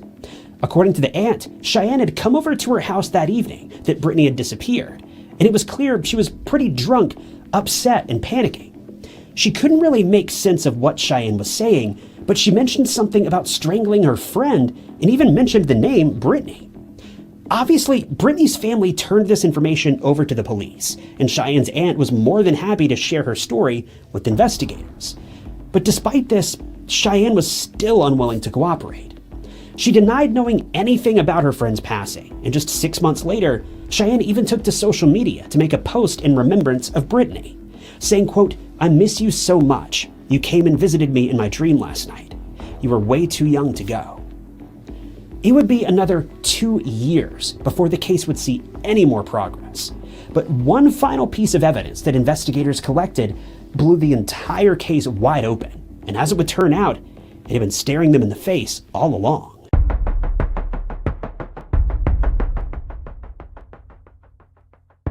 While Cheyenne had been dodging police time and time again over the last 2 years, investigators finally stumbled across an incredibly damning piece of evidence that had, up until now, been completely overlooked. It was 2017 when Detective Ritter said that his team had a, quote, aha moment. As they were reviewing old photos from the early days of the investigation, they noticed something very, very interesting. If you remember, just before the two girls headed off for their night out, they posted a photo to Facebook. You may also remember that when police showed up at the scene of the crime, they found a leather jacket, a woman's watch, and a black braided belt. Take a look at this photo. Now take a closer look at that belt. Somehow, for nearly 3 years, police had a photo of Cheyenne wearing the very belt that she used to claim the life of her best friend, and they totally missed it. Now, don't think I'm blaming them for this, I'm certainly not. But it's so crazy that something like this went unnoticed for all this time. This image finally blew the case wide open, and it was a piece of evidence that police had in their possession this entire time. I mean, heck, the photo had even been posted publicly on social media this whole time too, and not one single person noticed the belt. If you remember, police had already collected an unknown DNA profile from that belt years earlier. But now, when they compared it to Cheyenne, they finally found their match. Cheyenne was, without a doubt, responsible. But the bigger question here is, why? The two girls were best friends. They were clearly on good terms. So what could have led to a simple night out ending in such a heartbreaking tragedy? Well, now that she'd been caught red-handed, Cheyenne was finally willing to talk. Cheyenne finally admitted that she and Brittney had attended a house party that night, where they were given access to alcohol and various illegal substances. She says that the two were heavily under the influence all night, and her last memory with Brittney was at around 4:30 a.m. when they visited a local McDonald's. She remembered that at some point around this time, the two had argued, but she had no idea what they were arguing about. It was all a blur. Cheyenne claims that just moments after this, she blacked out and has no memory of the rest of the evening, though she did admit that she woke up several hours later knowing something had gone horribly wrong, but she didn't know what it may have been. By all accounts, Cheyenne claimed the life of her best friend, then just forgot about it. Detective Ritter spoke about the crime and says that one of the most frustrating things about the investigation is that Cheyenne never really admitted to anything, and they have no further evidence to prove whether this was all just a tragic accident or something much more sinister. Cheyenne, to this day, has never opened up about what happened to Brittney. And I think we have to accept the possibility that, truth be told, she may really not know what happened. While I hate to entertain the thought of it, it's truly possible that this was all some sort of drunken, substance-induced mistake. But we do still have to understand and accept Cheyenne made a choice to put herself and her best friend in a dangerous situation that night by partaking in illegal substances.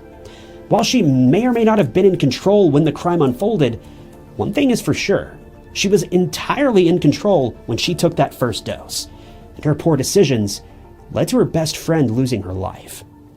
In the end, prosecutors wanted to pursue second-degree charges against Cheyenne, but these charges just wouldn't stick. This prompted them to work out a deal with Cheyenne in which she pleaded guilty to much lesser charges of manslaughter. Cheyenne was obviously convicted, and she was sentenced to 7 years in prison, and she'll be eligible for parole this year. I feel like Brittney's stepmother said it best when she spoke about the tragedy that unfolded that evening, saying, quote, "Brittney was a wonderful person whose life was cut short. It's not fair. It's just not fair." Thank you guys.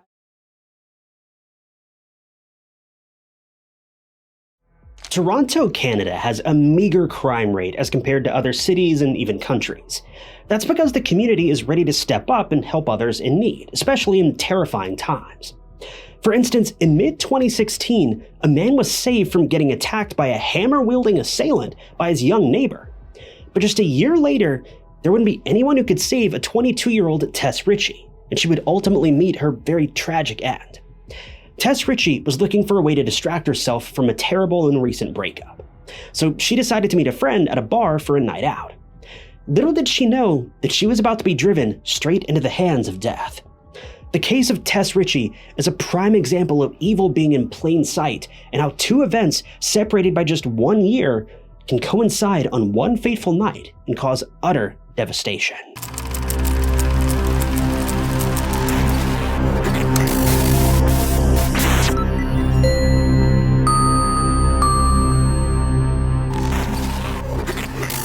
Tess Richey was born on November 30th of 1994 and grew up in North Bay, Ontario, Canada. Tess was the youngest of 5 daughters and the apple of everyone's eye. Being the youngest, according to her sisters, she was spoiled rotten. But despite being the family princess, she was an extremely down-to-earth, humble, and caring girl. She wasn't afraid to speak her mind and had a very generous, outgoing, and cheerful personality. Tess was an avid animal lover. Her 2 dogs, Phil and Pearl, were her life. And can we just pause for a second and acknowledge how great of a name Phil is for a dog? I gave my tiny dogs a grown man's name too, and this is Carl, and Hank is in the other room. But anyway, Tess was a loyal and very protective person of the people that she loved. She also had a green thumb, and she loved to plant trees and had a vast collection of houseplants.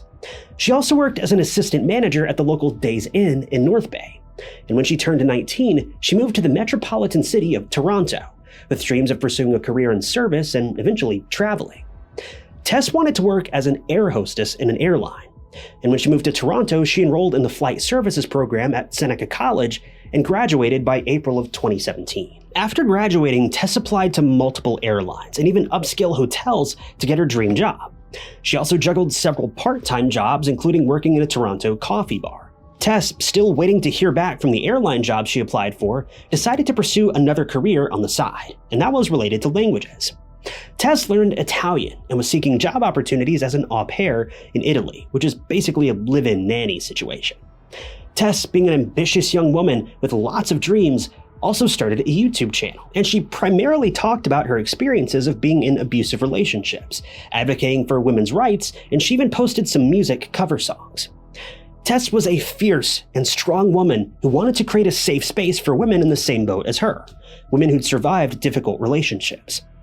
Tess wanted to help others and wasn't afraid of sharing her vulnerable experiences with her online community. The last video Tess posted on YouTube was on February 23rd of 2014, and it was about being in a relationship with an abuser. Even from the video, you can tell that Tess was a mature young woman who knew what she deserved. Her way of addressing such an unfortunate and life-altering topic was inspirational for other women. All in all, Tess was a beautiful young woman with so much to look forward to. In November of 2017, everything was about to change for the worse, though, and Tess was about to experience just how vile and sinister some people can be. On November 23rd, 2017, just a week before her 23rd birthday, Tess was going through a rough patch in her life. She'd recently broken up with her boyfriend, Julian, and was feeling understandably down. Knowing that her family, especially her sister, would be there for her, Tess went to visit her older sister Rachel in Midtown Toronto on November 24th, which was a Friday. Rachel was Tess's source for comfort and support. Rachel wanted her sister to start feeling better again, but since the breakup was still fresh, Tess was inconsolable. She wasn't eating, and Rachel had to persuade her to eat something, anything. Rachel tried to pacify Tess by talking about the breakup with her, distracting her with shopping, and spending some much-needed quality time together. Rachel also cheered Tess up to some extent by taking her to her favorite place, the dog park. Tess was feeling a lot better, and she was even cracking a smile and laughing, which Rachel was relieved to see. Rachel and Tess spent the majority of the afternoon together because later that evening, Tess had to meet up with an old high school friend named Riley Simrad. Fast forward to about 11:30 p.m. Tess called an Uber to go meet up with Riley. She said goodbye to Rachel, who saw her sister running down the stairs to catch the Uber. Little did Rachel know that this would be the last time she would ever see Tess again. Tess had plans to meet up with Riley at a downtown drag bar called Cruise and Tangos, located on Church Street. And when she arrived and was waiting for Riley to show up, Tess texted Rachel at around midnight to let her know that she'd arrived at the bar safely. Now, this was something that the sisters would do a lot. Tess, being the youngest, was always looked after by her older sisters, and they'd made a pact to let each other know where they were, especially if they were going out alone or at odd hours. After receiving Tess's text, Rachel was at ease and just let her enjoy her night out. The following morning, on November 25th, Rachel texted Tess at about 8:45 a.m. to ask about her night out, but she didn't get a response. Now, Rachel wasn't alarmed or scared at this point, as she knew that Tess had a long night and that she probably was sleeping her exhaustion off. But when 6 p.m. approached and Tess still hadn't heard back from Rachel, this began to worry her, and she was prompted to check Tess's movements through a Fitbit account that the sisters shared, and the Uber account that was linked to their mother as well. When Rachel saw Tess's activity on the Fitbit account, she was very concerned and very confused. She found out that Tess had walked about 300 steps at around 3 a.m. Rachel then discovered an Uber ride that was requested at around 4 a.m., but what's so confusing is that this was canceled by the driver, suggesting that Tess likely never made it home. All of this information terrified Rachel to no end, and 22-year-old Rachel was reported missing on that same day. Now, Canada is a relatively safe country, and its crime rate is way less than that of the US, so it was alarming for the Toronto police to see that a young woman had gone missing with such bizarre clues left behind. An official investigation was launched, and the investigators knew that time was ticking away. If Tess was out there in danger, then the police had to find her quickly and return her safely to her family. But that wouldn't happen. There were very limited leads in the case, and as hours turned into days, the Toronto community felt even more anxious and scared for Tess. Tess's family, including her mother and sisters, also joined the search. On November 27th, almost 2 days after Tess was reported missing, her family made the 4-hour drive from North Bay to Toronto with flyers in their hands to join the search for Tess. They were holding on to the sliver of hope that Tess would be found alive and safe. And meanwhile, detectives also searched the Church Street and Wellesley area, but there was no sign of Tess. After 4 long days of searching for Tess, which was the equivalent to an eternity for the Richey family, Tess's mother, Christine, and her friend discovered something horrible. It's something that a mother should never have to witness. On November 29th, just a day before Tess's birthday, Christine and her longtime friend, Anna Brazo, a nurse at St. Michael's Hospital, decided to look around the Church Street and Wellesley area again, as this was the obvious place where Tess was last seen. They reached a house that was closed for renovation, with a narrow stairwell that went to a basement door, about 2 doors down from where Tess was last known to have been. While walking past the building, which was actively under construction, something caught Anne's eye, and she stopped to look at the end of the staircase. She immediately noticed a woman's lifeless body at the end of the stairs, and she called out for Christine. When Christine approached the stairs and took one look at the scene, it was as if her world had completely stopped. Christine had discovered her missing daughter. Tess was no longer alive. Generally, in true crime cases, it's the police or a random passerby who discovers the body of a missing person, and then the family is informed of their beloved's passing. But this scene was truly tragic, and it's hard to imagine the thoughts that must have been going through Christine's mind when she discovered Tess, for whom they were praying and hoping to be alive and well. This scene completely crushed Christine and the Richey family.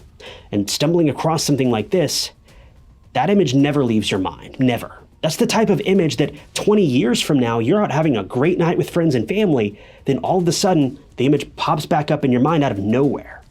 These are scars that truly will never heal. And it's beyond devastating that Tess's own family had to witness this. What was even more infuriating was that this place was searched by investigators just a couple of days prior, meaning there are 2 possibilities here.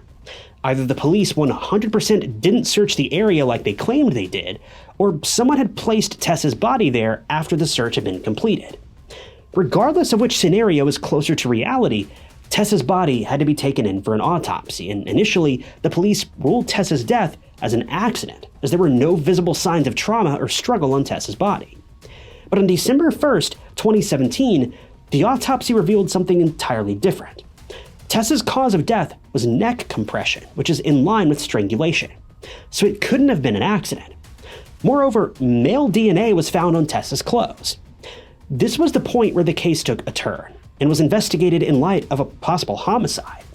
But the detectives and the city of Toronto still had many questions. Like, who would try to do something so heinous to Tess? Was it someone close to her? And what happened on the night that she went to the Cruise and Tango's bar? Well, the answers to these questions would soon be revealed.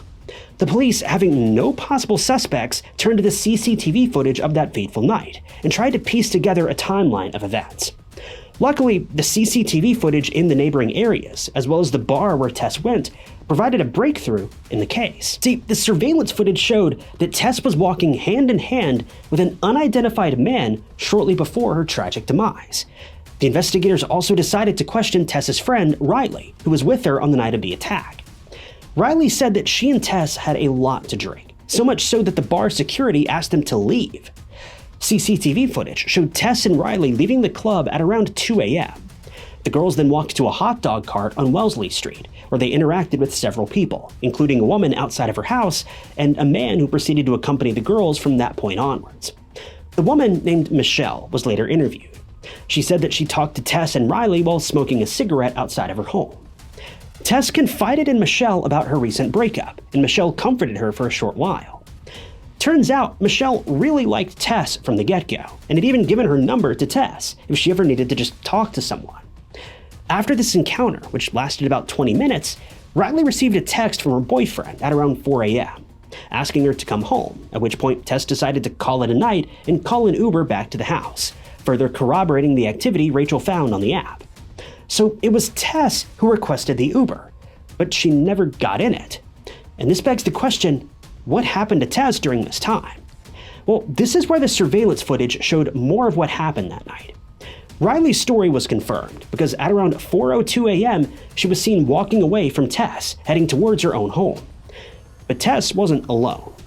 Remember the guy that accompanied the girls near the hot dog cart? Well, he was with Tess when Riley left for home. This man and Tess proceeded to walk to 582 Church Street and down the staircase where Tess would later be discovered on November 29th. The staircase was out of the surveillance camera's frame, but 45 minutes later, the man was seen again, walking in the opposite direction, very close to the fence in a slow strut. He was alone, and Tess was nowhere to be found. This revelation shocked the police, who knew that this man had something to do with the attack on Tess. But there was one big problem. Detectives didn't know who this man was. But it wouldn't be for too long, as the man in question would soon come to the police. See, after the grainy footage of the man with Tess was released to the public, the police received a phone call from a man who claimed to be the guy in the footage. But who was he? And why was he with Tess on the night of her attack? And did he harm Tess? Kalen Schlatter was a 21-year-old man living with his parents and younger brother in North Toronto. Friends, neighbors, and family described Kalen as a sweet and caring young man. He didn't have a criminal record, and in fact, he was considered a town hero. A year prior to Tess's tragic passing, Kalen had saved his neighbor from being attacked by an assailant with a hammer. He'd heard a scuffle between a man wielding a hammer and his neighbor, and when Kalen intervened, the attacker took off running. The local TV station even interviewed the man about his helpful efforts to keep the community safe from crime. After the phone call, the police called in Kalen for an interview, which he went to with his parents and his lawyer. But Kalen's behavior took a complete 180, as he was uncooperative and even refused to give his DNA. Well, it turns out that the police didn't have to struggle for it, because Kalen's own parents would unknowingly help them out. See, Kalen's parents had brought their son some water and snacks, and Kalen even took a couple of swigs from the water bottle before discarding it. The police retrieved the water bottle and sent the DNA off of it for testing. About as simple as it gets. A couple of days later, they hit a jackpot. Kalen's DNA matched the DNA found on Tess's body, putting Kalen at the scene of the crime and holding him accountable for whatever happened to Tess. Kalen was immediately arrested and held in a cell. And this is where things get very confusing for everyone. Kalen was considered to be a gentleman in the community. So why was his DNA found on Tess's body? Well, looks can be deceiving, and something very dark lurked beneath Kalen's happy and chirpy facade, which would soon be uncovered. Kalen's cell was located beside that of two other criminals who were actually undercover cops. They were disguised in hopes of getting a confession out of Kalen. And well, Kalen wasted no time in revealing a lot of disturbing details about himself. Kalen boasted about his charm and claimed to be a ladies' man who knew, quote, how to seduce women. He also went on to brag about being with over 40 women despite his relatively young age, which was extremely alarming if it's true. Kalen's phone was also confiscated, and it revealed a lot of dark things. It turns out that Kalen was interested in some incredibly violent sexual acts, and watched loads of, well, explicit videos. This revelation was further solidified when Kalen's ex-girlfriends were questioned.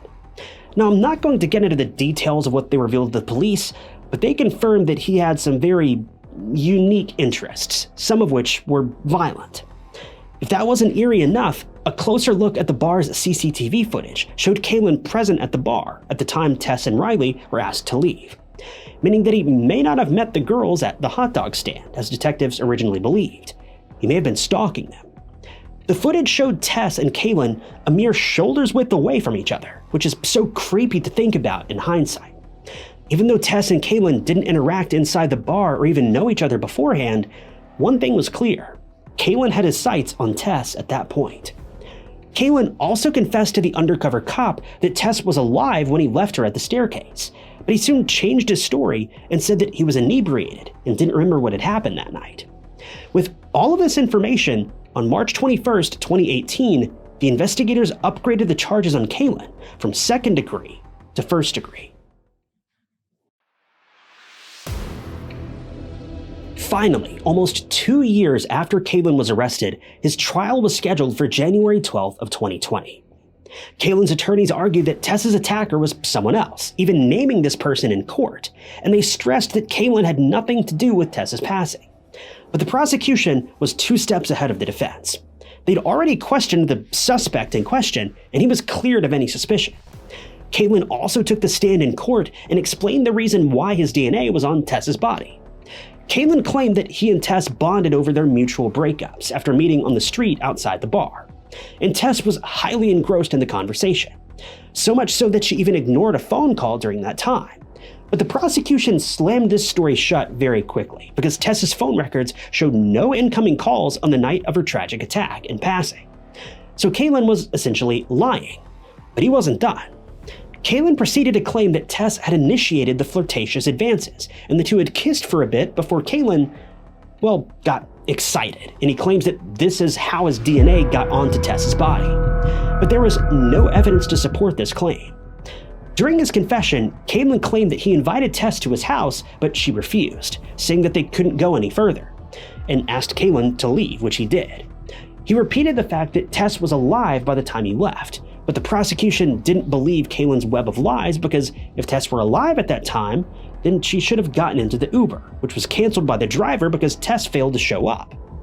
It was suspected that Keelan had somehow convinced Tess to go into the dark alley and that he then tried to make advances on her. When Tess refused, this hurt Keelan's ego, and he proceeded to then subdue Tess, take advantage of her, and ended up strangling Tess with either a soft cloth or his cloth-covered forearm, which could explain why there weren't any ligature marks on Tess's neck. The prosecution also showed the jury the amount of surveillance footage, along with the statements of Keelan's ex-girlfriends. The prosecution also called another witness, a fellow cellmate of Keelan's, from a Toronto correctional facility, where both men were held in 2018.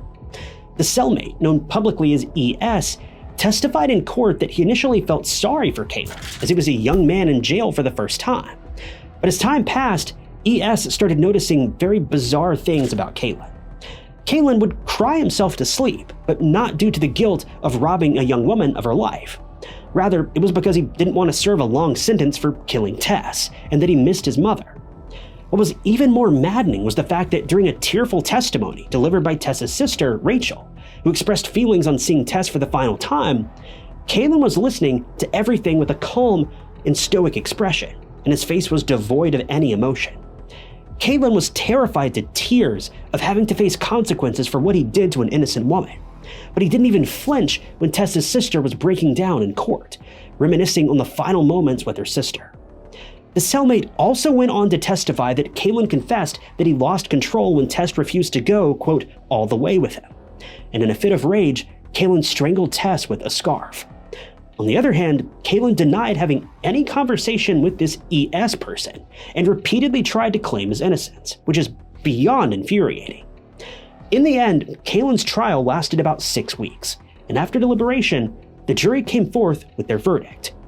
On March 23, 2020, Keelan was found guilty. The trial of Tess's murder was emotionally jarring for the Richey family. In the end, Keelan was sentenced to 25 years behind bars, a slap on the wrist compared to what happened to Tess. Christine had not only lost her daughter on that fateful night of November 25th, but her family had been scarred forever. Tess was the light of their lives, and Rachel, being the last person to spend time with Tess, couldn't even anticipate that she would never see that beaming smile of her sister again. It's just so heartbreaking to see what the Richey family went through. The Toronto police also made a huge mistake of not searching for Tess's body more carefully. Tess's body was found in an area where the police had already looked, but they failed to locate her, and her body had to be found by her own mother, Christine, who's now traumatized for life. She explained the scene as similar to looking into a grave. Now, I'd previously mentioned that it was possible that Tess's body wasn't missed by the police, but that it may have been moved there after the fact. But the courts were able to conclude that this simply wasn't the case. Tess had been there the whole time, and investigators just didn't look closely enough. Due to the negligence of police during the search for Tess, 2 officers, Alan McCullough and Michael Jones, were charged with 2 counts of misconduct and neglect of duty in June of 2018. The police officers failed to comb the area and didn't even bother to interview the neighbors or notify a supervisor on what was going on. Shockingly, the 2 police officers are still part of the police force, although they did receive penalties for their neglect in the search for Tess. The Toronto police have failed to provide more information regarding this action, which is all the more frustrating for the Richey family. Christine, while reliving the terrible memory of finding her daughter's lifeless body, accused the police of misconduct by stating, quote, "If they'd followed protocol, they would have found her. She was lying just around the corner." The Richey family is still reeling from this painful loss. Tess was the baby of the family, and although she was everyone's favorite, she was someone who would help anyone and not hurt a single soul. According to Christine, Tess was made of everything good in the world, and why Kaylin, a stranger, would even attack a loving and caring person like Tess remains a mystery to this day. It seems like Kaylin was yet another example of a person who couldn't take no for an answer and desperately wanted what he couldn't have. The Richey family went through a lot with Tess's passing, as a result of which they filed a $20 million lawsuit against Kaylin, the Toronto Police Department, and Crews and Tangos. The sheer brutality Kaylin displayed and the neglect of investigators and detectives are the 2 main reasons, according to the Richey family, that Tess isn't around anymore. Their incredibly expensive lawsuit is a way of showing Tess respect, honoring her after her unfortunate passing, and a means for the family to heal from this tragic loss. As of right now, there haven't been any updates on whether the Richey family has been successful in suing the parties involved or not, but I sure hope they will be. The case of Tess Richey is all sorts of alarming, devious, and heartbreaking. To think that Tess, who was just out for a good time with a friend, had her life taken from her in such a tragic and brutal way is beyond upsetting, and that too by someone who was a stranger to her. To think that this tragic case took place in one of the safest cities in Canada is just baffling. We can only hope that the Toronto police have learned their lesson and take missing person cases more seriously, because of how Tess's case was handled. It was beyond unprofessional. While Kaylin is certainly to blame for such a tragic loss, the police could have at least spared the Richey family the heartache of having to find their daughter themselves. But sadly, that just isn't what happened.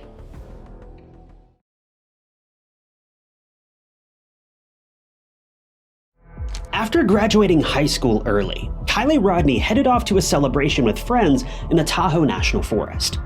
In the early morning hours of August 6th, 2022, investigators say she left a campground party and was never seen again. Kiely was smart and talented, with a loving family and lots of friends. She was looking forward to starting college in the next few weeks and was happy to spend some time with her friends before saying her goodbyes. No one knew that some simple fun at a campground, so close to home, could end so badly. Locals and law enforcement alike showed up in strong numbers to locate Kiely, but no one could be prepared for what they found.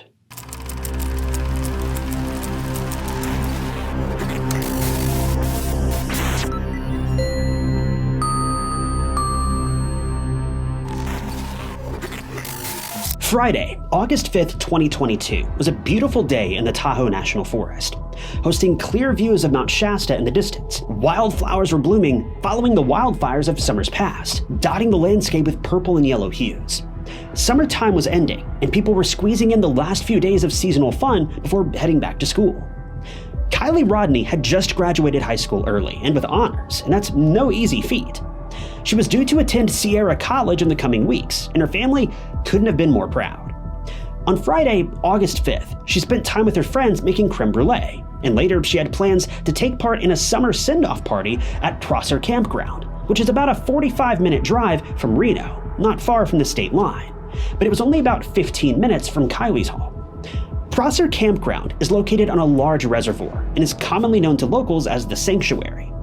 This was the perfect place for friends to have one last hurrah before going off to college for new adventures. The following morning, around 9 a.m. on August 6th, Kiely had made plans to meet her closest friends, but she never showed. It would turn out that Friday, August 5th, is the last day anyone saw Kiely. Kiely was born and raised in Truckee, California. Her parents, Lindsay and Daniel, were loving and dedicated parents. She also had an 8-year-old brother who thought that she was the best person on earth. Kiely and her family lived in a more rural area of Truckee, and some would describe it as more off-grid, although many locals in the mountain towns of California lived this way. For Kiely, this was just her ordinary way of life. She was known for being a very happy person, so it was clear that her more off-grid lifestyle was panning out great for her. As the weekend finally rolled around, Kiely couldn't have been more excited to attend the campground party with her friends. At around 6 p.m. on the 5th of August, Kiely set out towards the party, with their parents never realizing they would never see their daughter again.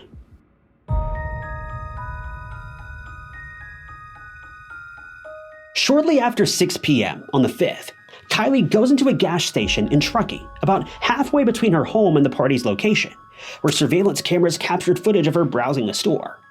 A couple hours later, close to 10 p.m., Kiely arrives at the campground with her friend Magdalene, and she then links up with another friend, Sammy Smith. Sammy and Kiely spend most of their time at the party together, sharing drinks and breaking off briefly to chat with others. While this was supposed to be a tight-knit gathering of local teens, word about this campground party traveled fast, and soon people from all over Northern California were making their way to Prosser to attend. Reports state that anywhere from 200 to 300 people were in attendance that night.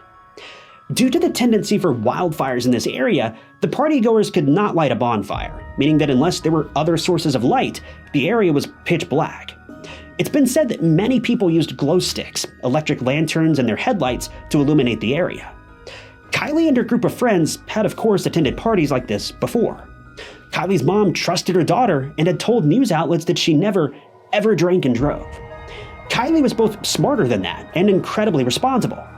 Kiely's friends have backed up the statement, saying they never saw Kiely drink at a party and then drive afterward. Thus, Lindsay had no qualms about letting Kiely attend. At around 11 p.m., the girls walked to Kiely's silver Honda CR-V to charge Kiely's phone. They sat there and talked for some time, sharing a few drinks, and part of the conversation included Sammy asking for a ride home that evening. At around 11:30 p.m., Lindsay says she received a text from Kiely, saying she was about to leave the party and was headed straight home. Lindsay, who'd witnessed Kiely's hard work to graduate early with honors, trusted her daughter to be home when she said she would be there. She had no doubt in her mind that Kiely would be home shortly. Lindsay texted her back, telling Kiely to be safe and that she loved her. Kiely's response was, "Okay, I love you too." Between 11:30 p.m. and 12:20 a.m., Sammy decides that Kiely is too intoxicated to drive her home and arranges for another ride. The two girls parted ways, Sammy telling authorities that she said her goodbyes with Kiely at about 12:25 a.m. Minutes later, at 12:36, Sammy explained that she received another call from Kiely inquiring about her ride. Sammy says she could hear talking in the background, so she believed Kiely to still be at the party, but she couldn't be sure. Unbeknownst to Sammy, this would be the last time anyone spoke to Kiely. Kiely? Lindsay woke up the next morning to discover that Kiely was not in her room and that her vehicle was not parked outside. After she'd been unable to get a hold of her after a few calls, she instantly phoned the police and reported that Kiely was missing. But the police didn't issue an Amber Alert immediately. They said that there was no evidence that Kiely had been abducted. They went to the area where the party was held to conduct a search and interviewed about 1/3 of the partygoers. Investigators urged more people who attended the party to come forward, but many of the attendees were skeptical about speaking with authorities. Most of them were about to start college and were fearful that the repercussions from their activities at the party would ruin their future in some way. The police were vocal about the fact that no one would be in any trouble for things that happened at the party. They just wanted to find Kiely. But this wasn't enough to sway the minds of the partygoers. Most of them remained tight-lipped. I can't. Word traveled fast about Kiely's disappearance, but despite there being over 200 people in attendance, no one reported seeing anything. Is that Kiely? Yet both Kiely and her vehicle were missing. How is this possible? Surely someone would have seen something. Sammy decided to host a meeting with everyone who attended the party that night. No detectives were allowed at this meeting, in hopes that speaking with peers and friends would put them more at ease. But still, nothing new came from it. Sammy told authorities several times that she was the last person to see Kiely. Sammy and other girlfriends of Kiely were vocal about the pushy older guys that were creeping them out at the party. And this is when Sammy and the other friends decided to leave. This caused many people to raise their eyebrows. Why would a group of girlfriends leave one friend behind if they knew that she'd been drinking and that there were older men in attendance who were making these young girls feel uneasy? Even though Sammy reported that there were hundreds of photos and videos from that night, not a single one gave any evidence to Kiely's state of mind or whereabouts. Police were simply at a loss. Finally, days after Kiely's initial disappearance, investigators were able to confirm the last time her phone connected to cellular data was at 12:33 a.m., which would have been about the time she spoke with Sammy on the phone. So whatever happened just seconds after that call, well, it couldn't have been good. Police now had their first and only lead, and the search for Kiely was on. Sammy quickly became crucial to the investigation, having spent so much time with Kiely the night she disappeared, and she went on to do several media interviews. When asked about an interview about what she believed happened to her friend, Sammy says she thinks that, quote, somebody knew she was drunk, offered to give her a ride home, but didn't give her a ride home. Another initial theory is that she crashed somewhere along the way home. The area is mountainous, and the roads can be difficult to navigate, especially if you're an inexperienced driver who's been drinking and it's the middle of the night. For any of you who may not have ever driven through the mountains, let me just say, some of these mountain roads can be hard to navigate even in broad daylight. Adding drinks into the mix as well as the darkness of night, well, it's a recipe for disaster. Sammy Smith cooperated with the investigation, as did Kiely's reported ex-boyfriend, Jagger. But media interviews with Sammy and Jagger presented the public with discrepancies. Speculation circulated about the relationship between Kiely, Sammy, and Jagger. Many reported that Sammy and Kiely were not as close as Sammy had led the police to believe. At the time of her disappearance, Kiely and Sammy weren't even friends on social media, but internet sleuths discovered that Sammy and Jagger were. When Sammy and Jagger requested via social media that all in-person leads be directed to them instead of the authorities so that they could, quote, filter information, well, many started to get the feeling that something much more sinister had occurred. This, coupled with what many believed to be suspicious behavior, led to the belief that the girl claiming to be friends with Kiely may have had something to do with her disappearance. Following Jagger's public request that he be contacted with the leads, the Placer County Sheriff's Department released a statement via Twitter on August 11th, saying that they never instructed Jagger to collect witness testimony. They emphasized that all information be relayed directly to them. This only increased public suspicion around Jagger and Sammy. As photo and video footage from the party started surfacing, it was sent over to be reviewed by the authorities. By August 12, 2022, the search for Kiely intensified. Authorities and volunteers extensively searched her last known location as well as her home, looking for anything that might have led them to finding Kiely. In a town hall meeting the week after her disappearance, the Placer County Sheriff's Office outlined their extensive searches. Officials told news outlets that they'd searched as far north as Sierraville and as far east as Verde. To the south, they searched all around Truckee and extended beyond the Jackson Meadows Reservoir to the west, about a 25-mile radius from her last known location. People from the area volunteering in the search explained that they didn't believe Kiely or her car was still in the Tahoe National Forest, which stretches over 800,000 miles. This is a vast and scenic area with a diverse landscape ranging from rugged peaks and dense forest to immaculate lakes and rivers. Kiely could have been anywhere, but the search team felt confident that if she was in that forest, they would have found her by now. Due to conflicting information about Kiely's relationships with Jagger, Sammy, and other partygoers, many were left thinking the worst, but hoping for the best. All the while, authorities continued to piece things together bit by bit. At a press conference on August 12th, law enforcement informed the public that they'd received reports from people inside the community that there was an adult dissuading people from coming forward, prompting officials to open a 100% anonymous online portal where people could submit photos, videos, and other information concerning Kiely's disappearance. By this point, the case was just getting downright bizarre. It seemed exceedingly clear that someone knew something, and they were going to every possible effort to make sure that this information didn't get out. By August 13th, law enforcement held another press conference where Public Information Officer Angela Musalo explained that they had ramped up their search for the weekend. She explained that on August 12th, there was a potential burial site that was located near the campground that had been found by search and rescue ground teams in the area. She continued, saying that Kiely's family was notified, and the FBI responded to the scene, accompanied by the Placer and Nevada County Sheriff's offices, where upon further examination, they uncovered the remains of a dog. Angela went on to address the audience by saying, "Let me be clear. We have one team, one mission, and one goal, and that's to find Kiely Rodni." As the 9th day of the missing person investigation came to an end, the Placer County Sheriff's Office continued to follow up on 720 leads, looking for a single tip to lead them in the right direction. Meanwhile, people across the nation continued to speculate about what happened to Kiely, sitting on the edge of their seats waiting for the next clue. Occam's razor says that it's usually the simplest answer, but with an accident looking less and less likely with each passing day, what's the next simplest answer? What else could possibly cause someone to vanish without a trace from a crowded party? For a little over 2 weeks, Kiely's family had to go to sleep each night not knowing where their precious daughter was, and her friends faced accusations from strangers all across the nation. And police worked tirelessly to find this missing girl. But then, a breakthrough. On August 21st, 2022, search and rescue YouTubers Adventures with Purpose pulled Kiely Rodni's silver CRV from the Prosser Reservoir. Adventures with Purpose is a YouTube channel that focuses primarily on cold cases. They specialize in underwater recoveries.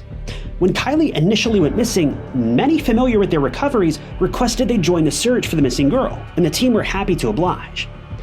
AWP states that a law enforcement agency reached out to them and asked for their help.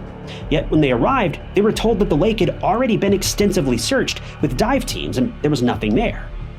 The search began in Prosser Reservoir at 10:40 a.m. on August 21st. They launched 2 sonar boats, one of which located an object at 11:15 a.m., 55 feet offshore and in only 14 feet of water, using a specialized Garmin sonar device. Nick, one of the divers, entered the water and confirmed the vehicle was the one belonging to Kiely Rodni by matching the license plate.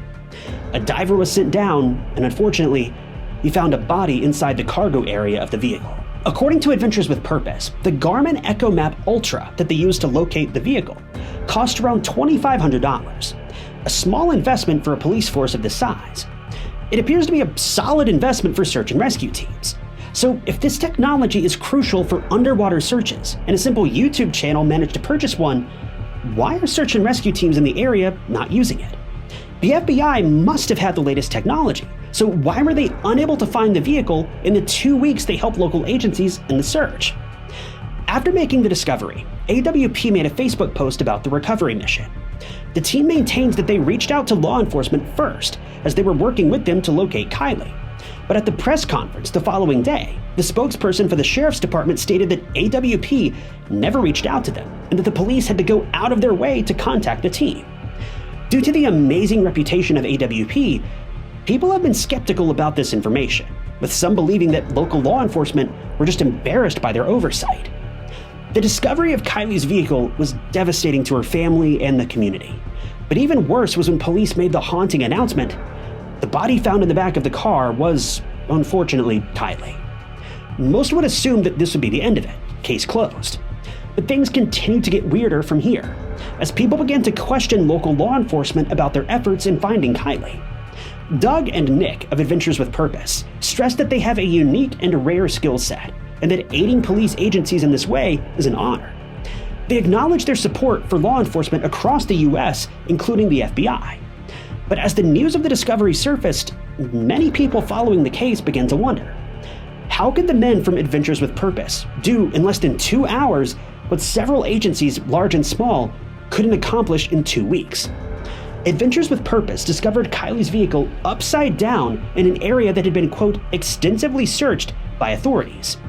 This led many to question the competence of local law enforcement, and rightfully so, especially since a trail camera in the area shows that at 12:32 a.m. on August 6th, a vehicle drove straight into the water where Kiely was found, and at the exact location where her cell phone last pinged.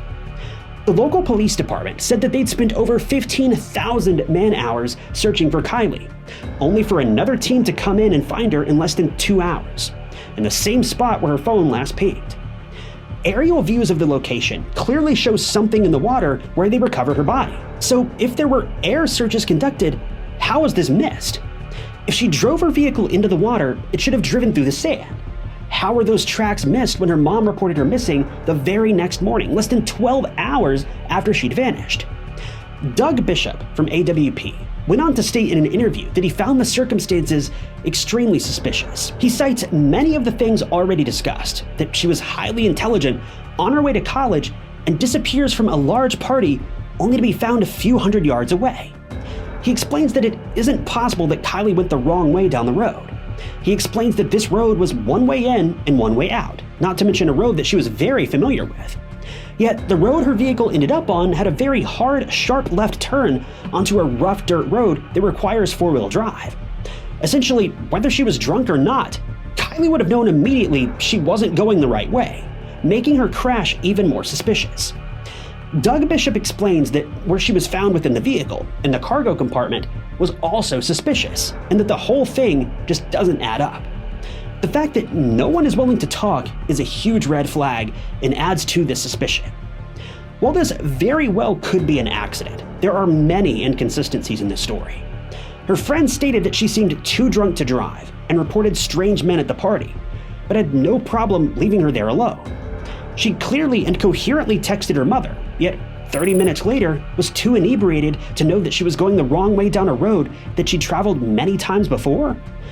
Law enforcement searched extensively, but couldn't locate a vehicle that was clearly seen from aerial cameras. It just doesn't add up. Bishop also says that it's suspicious that Kiely was located in the cargo area of the vehicle. He explains that had the windows been up, Kiely would have had the time to crawl back there. But why would she do that? Why, Kiely? Well, we don't know. But the thing is, when the vehicle was recovered, multiple windows were rolled down.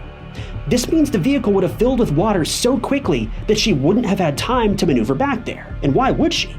She could so easily have maneuvered out the window to safety. The fact that she became stuck in the back of the car just makes no logical sense whatsoever. News reports claim that over 400 people pass away each year in their cars from being trapped in water.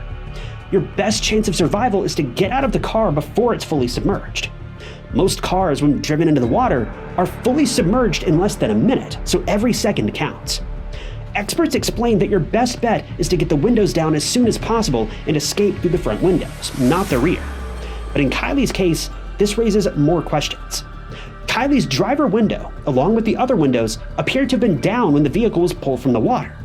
Yet it's been reported that she was located in the backmost part of the vehicle. Furthermore, the driver's side mirror was broken off and there was a dent in the driver's side door. And neither of these appear to have been there when she left her home that evening. So where did this damage come from? Footage of several other vehicles that were recovered from the water show no damage to mirrors or doors. So what happened to Kiely's vehicle? If there were over 200 people in attendance, how did no one hear the vehicle go into the water? While there's so much that's still unknown, Kiely's autopsy report soon revealed the truth of this case. And it's a truth that many of us are unlikely to accept. The autopsy report was released on Thursday, October 13th, 2022, in which the cause of Kiely's passing was declared as an accident. The official report claims that she drowned. Locals find this conclusion surprising, to put it mildly. They cite suspicions due to the chief of police and the coroner being one and the same. They say that many crimes in the area are covered up or declared an accident because this is a tourist location, and having a reputation for crime would be bad for the local economy, and I second this notion. In fact, this is one of the main reasons my wife and I left our hometown. In the few months before we packed up and moved, we personally spotted firsthand 3 crime scenes where people had lost their lives. One beside an apartment complex, one in a ditch on the side of a major highway, and another where the location escapes me at the moment, but not one of these crimes was ever officially documented. They were all covered up because the town was a tourist destination. The money from tourism is what kept the city afloat, and they couldn't risk losing all that money. The autopsy report says that Kiely was fully dressed and there was no evidence of any assault. The toxicology report showed caffeine, nicotine, and a minuscule amount of THC were in Kiely's system. Liver tissue samples taken showed that there was an alcohol level in her system of 0.08, right at the legal limit to drive. But many experts claim that these ethanol levels in her system were likely the result of the decomposition process. This leaves people questioning if Kiely was drunk at all. Roads in the area are not lit with street lamps. They're winding dirt paths that aren't well marked. It is possible, despite Kiely having been to this area many times, she took a wrong turn and drove herself directly into the water. But if so, what prevented her from climbing out an already open window? The most interesting element of the autopsy report is that there was virtually no water in her lungs. A medical examiner explained that the lung weights were surprisingly low for a case of water inhalation. One would expect that if a person passed away from drowning, there would be a lot of water in their lungs, but there wasn't nearly enough to conclude such a thing. Detective Sunnier reported that because there was no evidence of foul play, the manner of her passing had to be listed as accidental. I don't know about you, but to me, this just means that the team didn't dig deep enough to find the evidence they needed. I mean, heck, they clearly have a track record for this. Her vehicle was found in a spot they claim to have searched multiple times. In the end, there's a hole in the lives of Kiely's friends and family that will never be filled. Worse yet, they've never even been able to find out for certain what happened to Kiely that day. And I don't know about you, but I wouldn't be able to let this situation rest until I had some proven answers. But despite this incredibly heavy loss, I just hope this serves as a remarkably valuable lesson to never leave a friend behind. Bye, Kiely. This tragedy could have been avoided, but from it, there are lessons to be learned. For law enforcement, for partygoers, and for the true crime community. Kiely didn't have to lose her life that night, but I sincerely hope that the story of her loss may, in some way, help prevent others from meeting the same fate.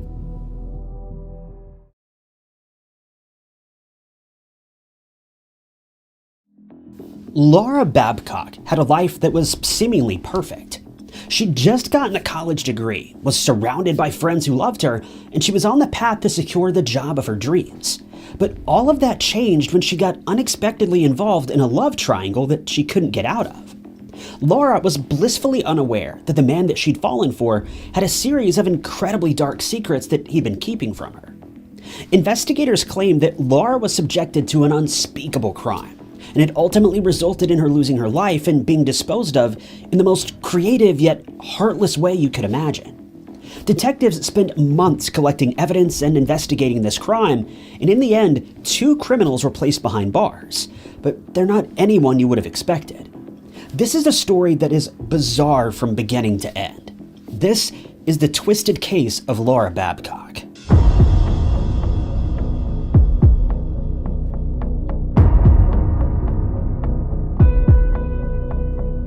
Before we keep going with today's story, I want to let you guys know about the sponsor of today's video, MyHeritage. MyHeritage is the leading global service for family history research, and they even offer DNA testing that adds a whole new spin on researching your genealogy. MyHeritage is incredibly easy to use, and it's super useful if you're trying to build your own family tree. I was able to set up my own personal family tree in a matter of minutes. Once you add in the information about your parents and grandparents, MyHeritage will make the rest of the process super quick and easy. Searching over 19 billion historical documents to help connect your family members to your tree. There's a really cool feature called Instant Discoveries that'll link you with countless people from your lineage, dating back several generations, introducing you to so many people that you probably never even knew about. I was able to trace my family all the way back to 1695. I found that on my maternal grandmother's side, my family were descendants of Native Americans. On my maternal grandfather's side, we all came from Europe. On my father's side, things were a lot more simple. We've basically lived in Mississippi for hundreds of years,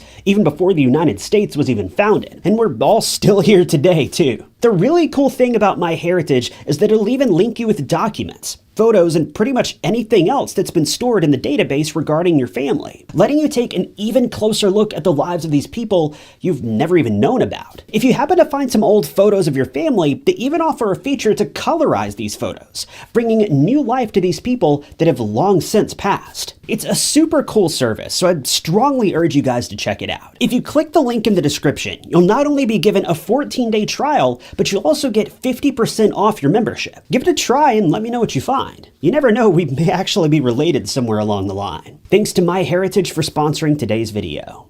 Laura Babcock was just 23 years old in the summer of 2012. Laura had a core group of friends that she depended on, as well as a family who cared deeply for her. She was known for having the most sincere love for dogs, but she also had aspirations of starting her own family one day and eventually settling down with someone she loved. Laura's personality was described pretty interestingly by one reporter who recalled her as being the perfect mixture of optimistic and conflicted. Laura was a strong young woman, but she also had a few demons. Laura had struggled with her mental health in the past, but she was on the path to making things better for herself. In 2012, she just graduated from college and got her degree in English as well as drama. She'd been attending the University of Toronto for a number of years and was super excited to finally put her life as a student behind her so that she could get to work on her career. She'd been spending her time searching for a more permanent job where she could begin to place her roots and grow. But she quickly learned that finding an honest, good-paying job isn't as easy as some people would make it seem. After spending quite some time trying to find a suitable position and being unable to do so, Laura started to get impatient. Worse yet, she'd begun having disagreements with her parents. Although Laura was 23 and equipped with a solid education, she continued to live at home with her parents while she tried to make ends meet. Her parents were happy to have her, but they had strict rules that she was expected to follow. This was the cliché situation of stay at home as long as you want, but if you live under my roof, you live by my rules. Laura respected this to a certain extent, but tensions began to rise when Laura began to push back on her parents' rules about curfew. She'd missed curfew multiple times in the past, and this was beginning to be a problem for her parents. Rather than agreeing to her parents' rules, Laura decided that enough was enough and she'd moved out on her own. Well, sort of. She moved out, but she wasn't entirely on her own just yet. She wasn't able to afford her own place to stay, so she opted to hop from couch to couch, bouncing between the homes of her various friends. While this certainly isn't a great lifestyle decision, Laura just needed some space and time away from her parents while she tried to establish herself as her own person. Her father clarified that she'd not been banished from their home due to her curfew violations, but he made it clear that he didn't approve of her coming home at 2 or 3 in the morning multiple times a week, which is when Laura eventually opted to just move out. Without a job and desperate for money, one of Laura's friends introduced her to a new idea. While waiting for a more traditional job that utilizes her degree, why not try joining the escort business? To put it plainly, an escort is someone who's paid for their companionship. Escort services are widely available to people of all genders and walks of life, and most of the time it just involves accompanying someone to an event, or just paying the person to hang out with you and be friendly. But sometimes escort services require more than simple friendship, depending on the client's requirements and requests. Laura was apprehensive about this line of work, but she knew that she needed money, and she needed it quickly. So she opted to give it a try. Those around Laura noticed that pretty soon after she joined this particular workforce, her mood began to change. Her father recalls this time in her life and says that it was clear that Laura was growing frustrated. He said she always seemed agitated and on edge and would have a hard time staying still. One of her friends recalled her time working as an escort and said that Laura had a lot of emotional issues, but that they understood each other, and overall, Laura was a happy and outgoing person. But by the spring of 2012, that had begun to change. A darkness had begun to envelop Laura, and there was nothing her family could do to stop it. By July of that year, Laura stopped contacting her family, and soon after, she was never heard from again.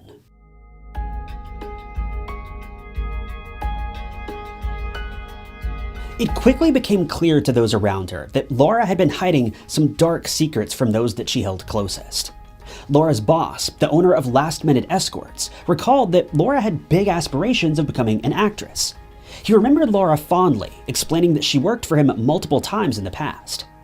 Outside of this, 3 other men spoke up about their time working with Laura. All 3 men agreed that they'd never had intimate relations with her. Their business was purely professional. But a couple of other people she worked with weren't as open about the time they spent with Laura, leaving a lot of room for speculation. One of her former clients was a TV and film producer who let Laura stay at his house for at least 2 weeks. Another of her clients was a doctor who offered to help Laura pay for an apartment so that she could be on her own. But both this doctor and all of Laura's other clients stopped hearing from her in early July of 2012. It was around this same time that a man named Dylan Millard reappeared in Laura's life. Dylan and Laura went way back. They met back in 2008 and dated for a short while before calling things off. Dylan was incredibly well off, financially speaking. He's often described as a millionaire and was the heir to the thriving business Millard Air, which is an aviation company based out of Toronto.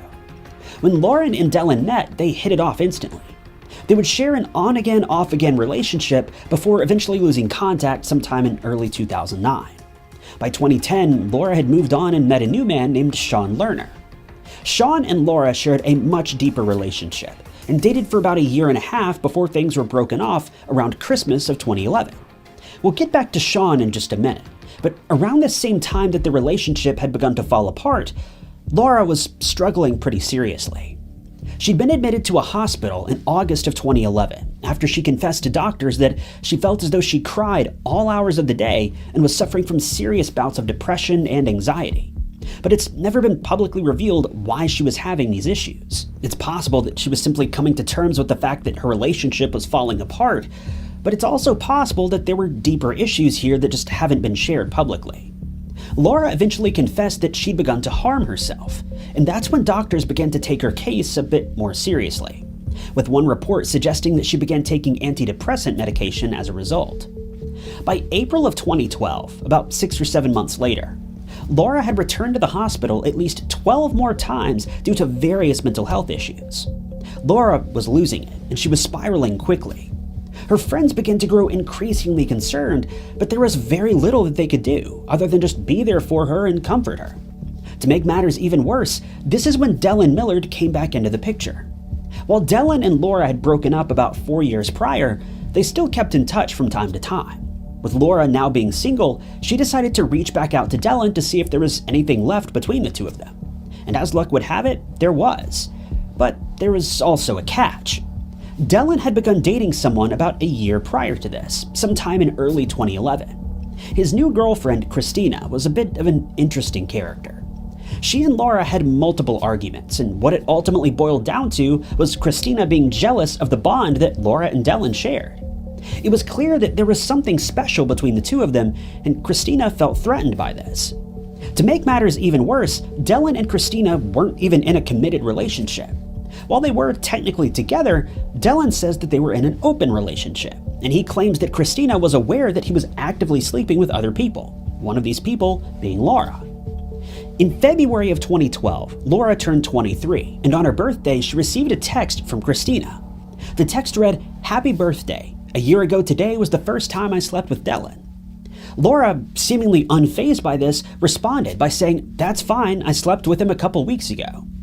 It was clear from this moment on there was some serious bad blood between the two, but Dylan wanted no part of it. It would seem that Dylan wasn't looking to reignite anything serious with Laura. This became clear when he texted her a short while later and explained that he felt that Laura was a bad influence for him. He requested that she not contact him anymore until she'd made a, quote, huge leap of self-discovery. He concluded this by saying, "As I said before, good luck with life." It was very clear that Dylan was done with Laura, but Laura's version of events paints a different picture. While Dylan claims that Christina knew about his promiscuity, Laura doesn't believe that Christina knew the extent of Dylan's actions. A text that she sent to another friend named Andrew suggests that Dylan was cheating on Christina behind her back, and the two weren't actually in an open relationship. Laura seems to have regretted hooking up with Dylan to an extent, because she believed he and Christina were on the same page, but would soon learn after that they weren't. I'll spare you all of the he said she said drama and cut to the chase. In April of 2012, Christina had had enough. She wanted Laura out of their lives for good, and Dylan admitted that he was willing to make that happen. He texted Christina and told him that he'd take care of Laura. He didn't even beat around the bush about it. When Christina asked what he planned to do, he said, quote, "First, I'm going to hurt her. Then I'll make her leave. I will remove her from our lives."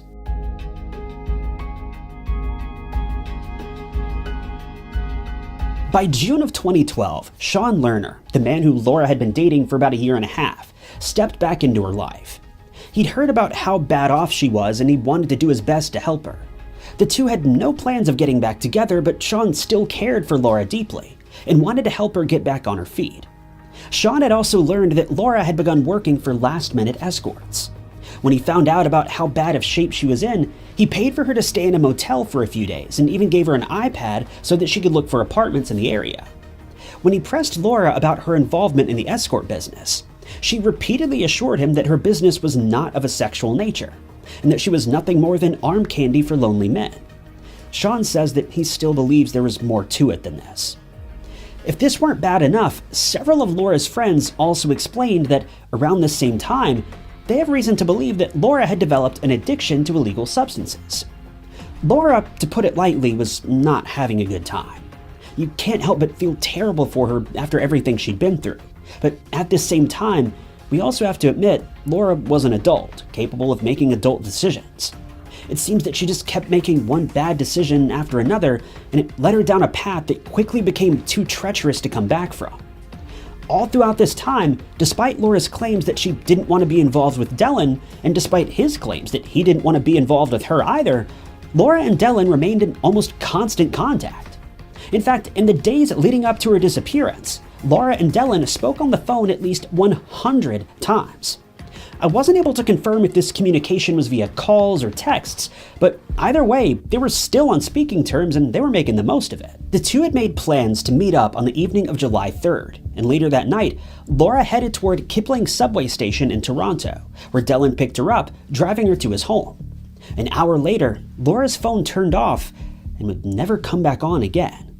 Now, fair warning, the case takes a rapid nosedive from here, and the events all take place rather quickly, one right after the other. So buckle down and maybe even take some notes because things are about to get crazy in very rapid succession. After Laura met up with Dylan that evening, Dylan sent out a text message at around 7:30 p.m. to his friend Mark Smitch. The message read, "I'm on a mission, back in 1 hour." No further texts were sent after this. The very next day, Sean Lerner received a notification that the iPad that he'd given Laura had suddenly been renamed Mark's iPad. Safe to assume that Dylan's aforementioned friend, Mark, had come into possession of Laura's iPad. But how? Immediately after this, Dylan took a photo on his cell phone, showing an object wrapped in a blue tarp, located on his farm in Waterloo. And it's been suggested that this photo was shared with Mark. Later that same day, Dylan accepted a same-day delivery for a brand new mattress. I think we can all tell what's probably going on here. Laura spends the night, then all of a sudden Dylan's taking photos of something wrapped in a tarp, then buying a new mattress? Things were getting fishy to say the least. But if this wasn't clear enough, things are about to get worse.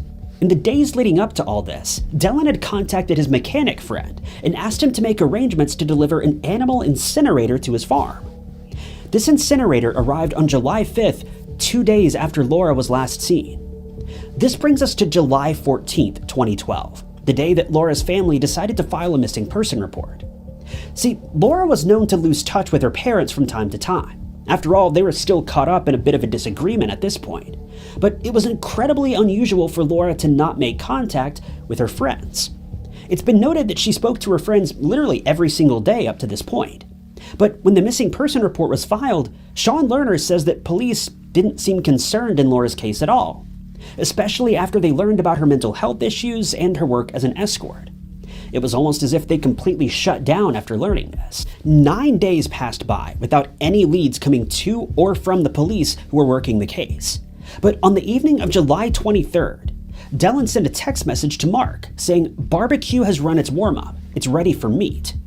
Immediately after this text was sent, Dylan made a Google search, seeking the correct temperature for cremation.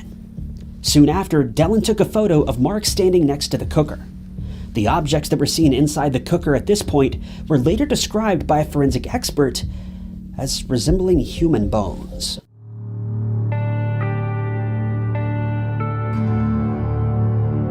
By late July, Laura's final phone bill was delivered to her parents' home. Desperate for answers, her parents opened the bill and looked at her call history. They immediately noticed that the final calls she made were to Dylan, someone she'd supposedly written off and moved on from. This was the biggest red flag her parents could have possibly found, and they immediately called all her other friends, desperate for more information about her secret relationship with Dylan. One of the people her parents reached out to was Sean Lerner. Sean took it upon himself to reach out to Dellen, asking if he had any information about Laura. He sent Dellen a text that read, quote, "I'm not looking to point a finger at anyone, but we're concerned about Laura, and it looks like you were the last person to correspond with her." Dellen initially ignored these texts, but the two later set up a time to meet at a local Starbucks to chat about the situation. When the date finally rolled around, the two spoke briefly before Dellen began making allegations that Laura was nothing but an addict who continued hounding him hoping for a fix. Dellen says he repeatedly denied Laura's requests and had no involvement in her disappearance. But then he made a pretty shocking statement. As the two ended their conversation, Dellen informed Sean that he should have, quote, "no reasonable expectation of finding her." This brings us to August of 2012, when the pieces finally began to fit together. Mark had invited a few of his friends over to his mother's home, and they were hanging out in the garage when Mark began rapping. I can't tell if he was rapping as a joke or if he was serious about it, but my gosh, is it awful. The started off on skin and bone, now the lay on some ashy stone. Last time I saw us outside the home, and if you go swimming, you can find a phone. Find a phone? What? Find a phone. If you go swimming, you can find a phone. Find a phone. Find a phone. You can find a phone. If you go swimming, you can find a phone. Lay on some ashy stone. In this weird rap, Mark says that she started off as skin and bone, and now she lays on ashy stone. And he ends the segment by claiming, if you go swimming, you can find her phone. I don't know about you, but this sounds like a confession if I've ever heard one. Mark's friends were apparently shocked by this as well, and that's why they eventually agreed to testify against Mark, saying that he would later confess to claiming a girl's life, burning the remains, and then disposing of the evidence in a lake. Mark was very clearly terrible at keeping secrets. This was all investigators needed to pin both Mark and Dellen for the disappearance of Laura Babcock. But this isn't the end of the case by any means. After detectives learned of Mark's ridiculous confession, they obviously pieced together the connection to Laura Babcock's case. But they also started to reinvestigate another crime that involved Dellen's own father, Wayne Millard. Wayne had lost his life a while back, but investigators initially ruled that he'd claimed his own life, resulting in Dellen becoming the heir to his father's multi-million-dollar estate. But now that they learned the extent of Dellen's involvement with Laura, they wanted to re-examine his father's case, planning to pin Dellen for that crime as well. If this weren't bad enough, investigators also learned of a third man who was involved with Dellen. This man had listed a pickup truck for sale on a local shopping app, and Dellen and Mark showed up to test drive it. While out driving the car, they claimed the life of the owner and presumably stole the truck. This victim was also disposed of in the duo's makeshift incinerator. Now, the story of Dellen and Mark goes much deeper than this, and pretty much everyone who knew the two were somehow involved in the case, with a female friend of the two even being accused of helping clean up the scene of the crime and destroying evidence. If you'd like to see a more in-depth look at the crimes of these two, just let me know in the comments and I may revisit this in the future. But for today's video, I want to stay focused on Laura Babcock. For the duo's crimes against Laura, they were each sentenced to 25 years behind bars. Even though Laura's remains have never been found, Dellen has since appealed the charges placed against him regarding the disappearance of Laura, but it seems safe to assume that these appeals will most likely be denied. Thankfully, Laura's family were finally able to get justice for the horror that their daughter was put through. But in the end, this doesn't bring Laura back. It doesn't really solve anything at all. We may never know why Dellen went to such drastic means to get Laura out of his life. There's truly no sense to it. It's heartwarming to know that this pathetic shell of a man was finally taken off the streets of Toronto. But it doesn't change the fact that the damage is already done.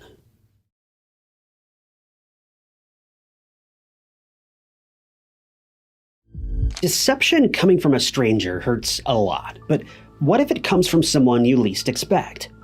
When Teresa Stone discovered her husband, Randy Stone's motionless body in their office on Nolan Road in Independence, Missouri, everyone's hearts went out to the grieving widow. It was clear that foul play had been involved, but was it an insurance deal gone wrong? Was it a jealous competitor? Was Randy at the wrong place at the wrong time? What seems cut and dry on the surface can be murky and deceitful underneath. This case, dubbed as the worst kept secret in New Hope Baptist Church history, is an ugly kaleidoscope of lies and secrets so unholy that even the walls of a confessional booth couldn't handle them.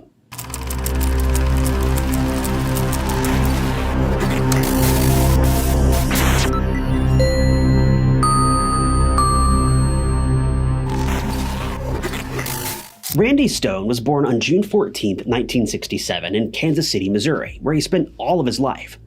He was a devout Christian and religiously attended church with his family. Randy was defined as a tough guy with a heart of gold.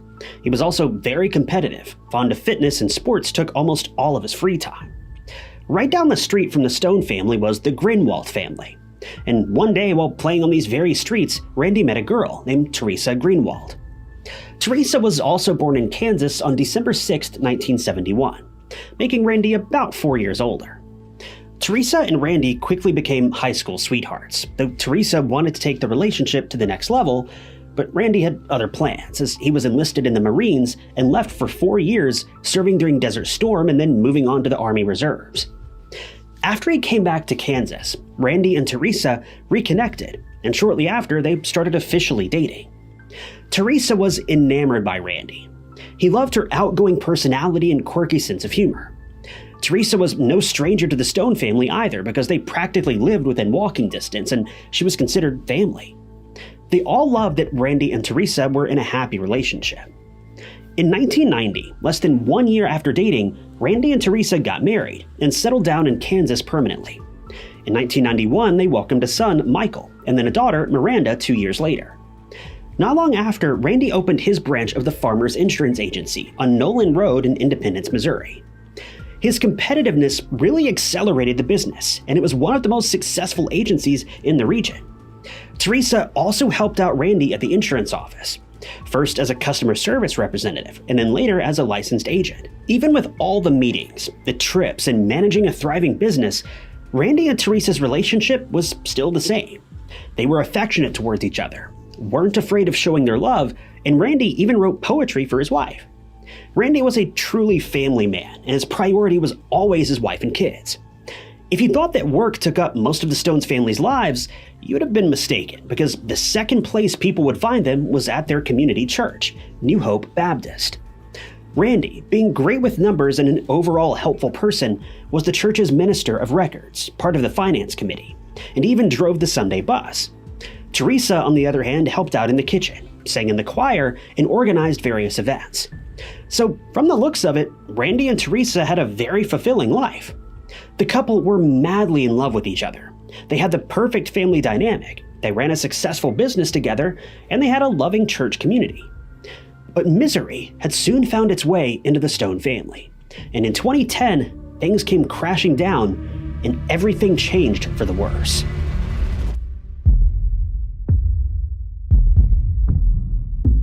March 31st, 2010 was just another normal day for 39-year-old Teresa.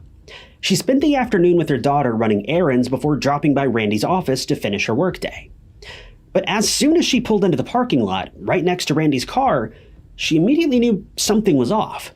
The blinds on the windows were shut, and alarmingly the front door was locked, which wouldn't be the case if everyone in the office were still on the clock, as they should have been. Teresa proceeded to unlock the door with her keys and stepped into the office, which was dark and silent. Nothing looked out of place, though, as Randy's computer was still on, but he was nowhere to be found. She then went into her office, and what she saw was nothing short of terrifying. 43-year-old Randy was lying on the floor, completely lifeless. Teresa, on impulse and in obvious panic, grabbed the office phone and called her parents. She told them that Randy had been shot and that he'd passed away. Her parents instructed her to call 911 immediately, which she did. Surprisingly, though, Teresa didn't tell the operator that Randy had been shot. She just continuously stated that something had happened to her husband. He was motionless and that she didn't know what to do. A team of officers arrived on Noland Road, and when they checked on Randy, he had unfortunately passed away. There was one single shell casing on the floor next to Randy, which belonged to a .40 caliber firearm. Police concluded that Randy had been hit in the head at close range with that firearm. Officers initially thought that Randy passed away in a robbery gone wrong, but that theory was soon ruled out when they saw money, $150 to be exact, lying undisturbed on the office table. Randy's wallet was also still in his back pocket. On top of that, there weren't any signs of forced entry. So officers immediately thought that Randy was probably attacked by someone he knew, and they wanted to investigate this case in light of a possible homicide. But there was one more thing that the police discovered, which turned the case on its head. In the trash can, right next to Randy's body, was a torn-up letter that officers immediately took in as evidence. The letter turned out to be an unsigned love letter written by someone for Teresa. And no, the writer wasn't Randy, as a forensic handwriting analysis was done on the letter, and even a side-by-side comparison, the letter's writing looked completely different from Randy's. What was even more bizarre were the contents of the letter itself, which read something like this. "Happy birthday, love. You're so very precious to my heart. You possess the most tender spot in my heart. I care for you more than anyone else on earth, and I desire to be with you every moment of every day. Your birthday is my favorite day. I remember 9 years ago telling you that I had something for you in my office. It was me. I wanted to give you me. That kiss you took, and then you gave me one back. I felt like it was my birthday. I'm not in control of things yet, but when we're fully together, your birthday will always be exciting." From the looks of it, it seemed like Teresa's mysterious admirer knew her, and they most certainly had been intimate with each other, and on top of that, it was 9 years ago. But hold on to your seats, because this piece of paper would unveil some secrets you never even imagined.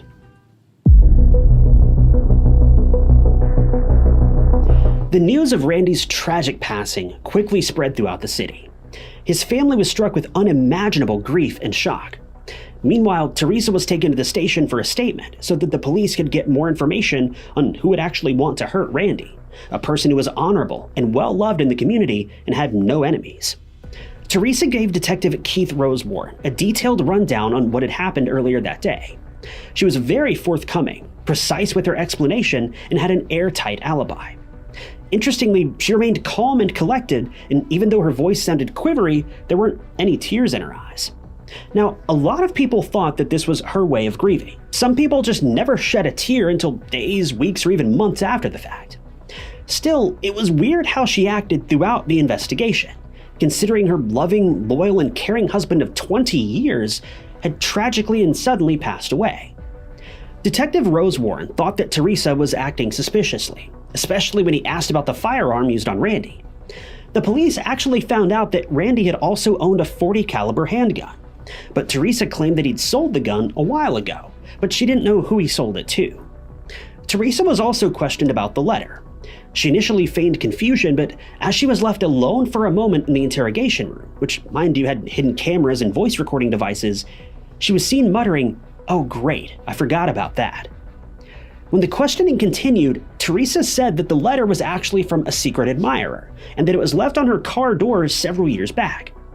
To add to the oddness, Teresa said that she had just found the letter a few days back, tucked away in her wallet, and she'd trashed it.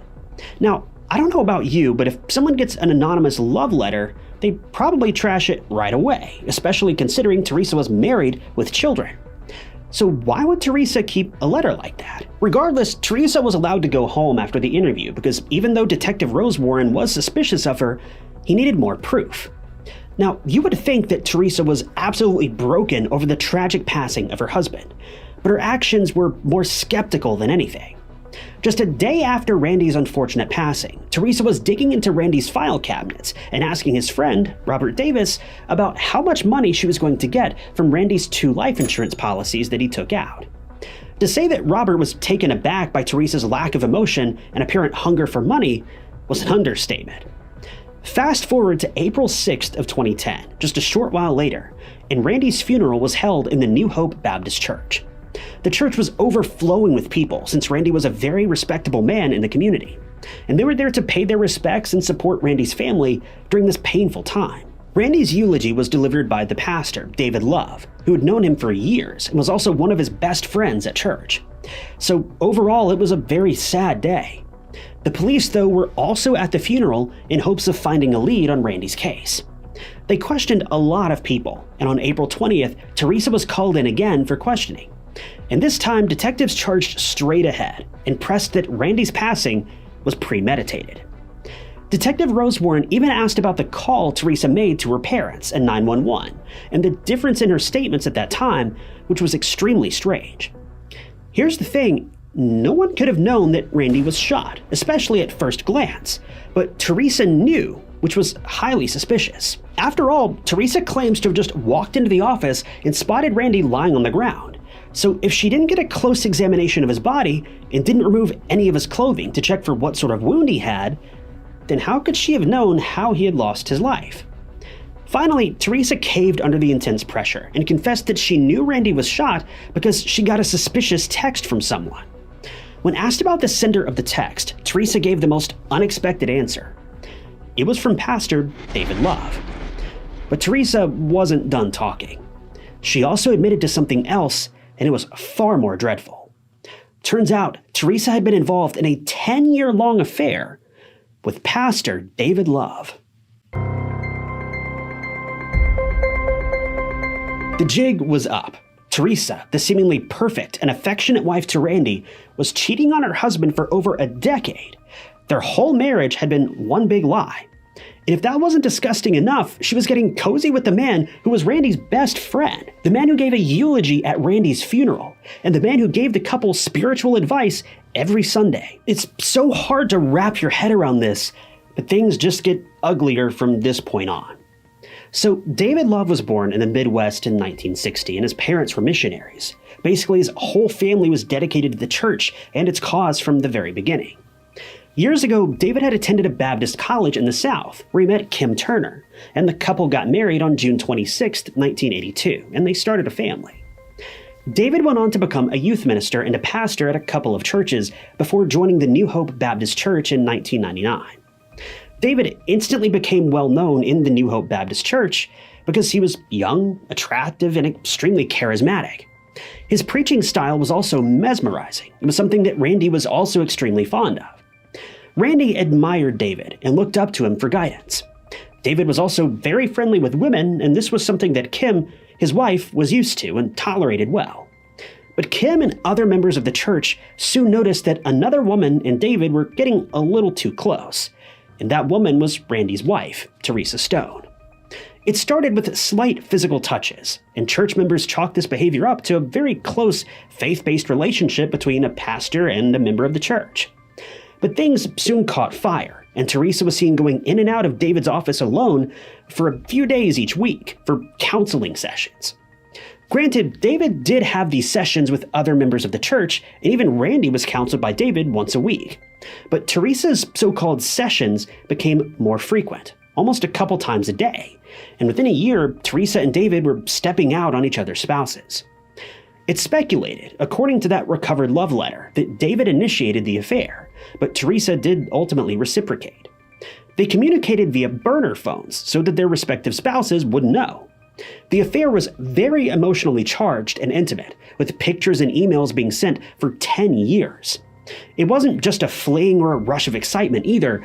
Teresa and David were very much in love, and as the years went by, they even wanted to get married. They were pretty much planning their wedding on texts and emails, and David had even bought Teresa an engagement ring. This was not your ordinary affair. This was something next level. Kim started to notice that David was hiding something from her, and she even discovered the burner phone and the intimate messages between him and Teresa. But for unexplained reasons, she decided to stay with David, knowing that he was two-timing her. As for Randy, on the outside, it looked like he had no clue about his wife's infidelity. But something did happen to raise suspicions in his mind. In 2004, Teresa got pregnant. But here's the kicker. Randy had a vasectomy done years prior, so they technically couldn't conceive. Now, vasectomies aren't 100% effective, and some couples do conceive after the procedure. But as it would turn out, the unborn baby's father was, in fact, Pastor David, and not Randy. Randy thought that this unborn child was a gift from God, and he was more than thrilled about the baby's arrival. So could you imagine the betrayal this poor man would have gone through if he found out the truth? He was ready to father a child that wasn't even his, regardless of if he knew it or not.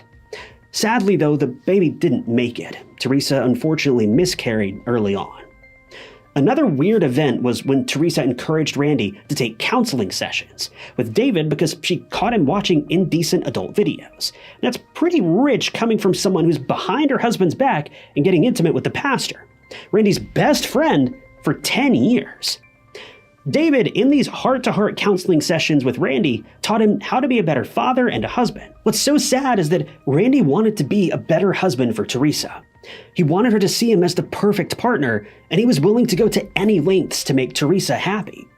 It's just so heartbreaking to see that Randy was backstabbed and betrayed by two of the closest people in his life. This is just so over the top that it borders on unbelievable.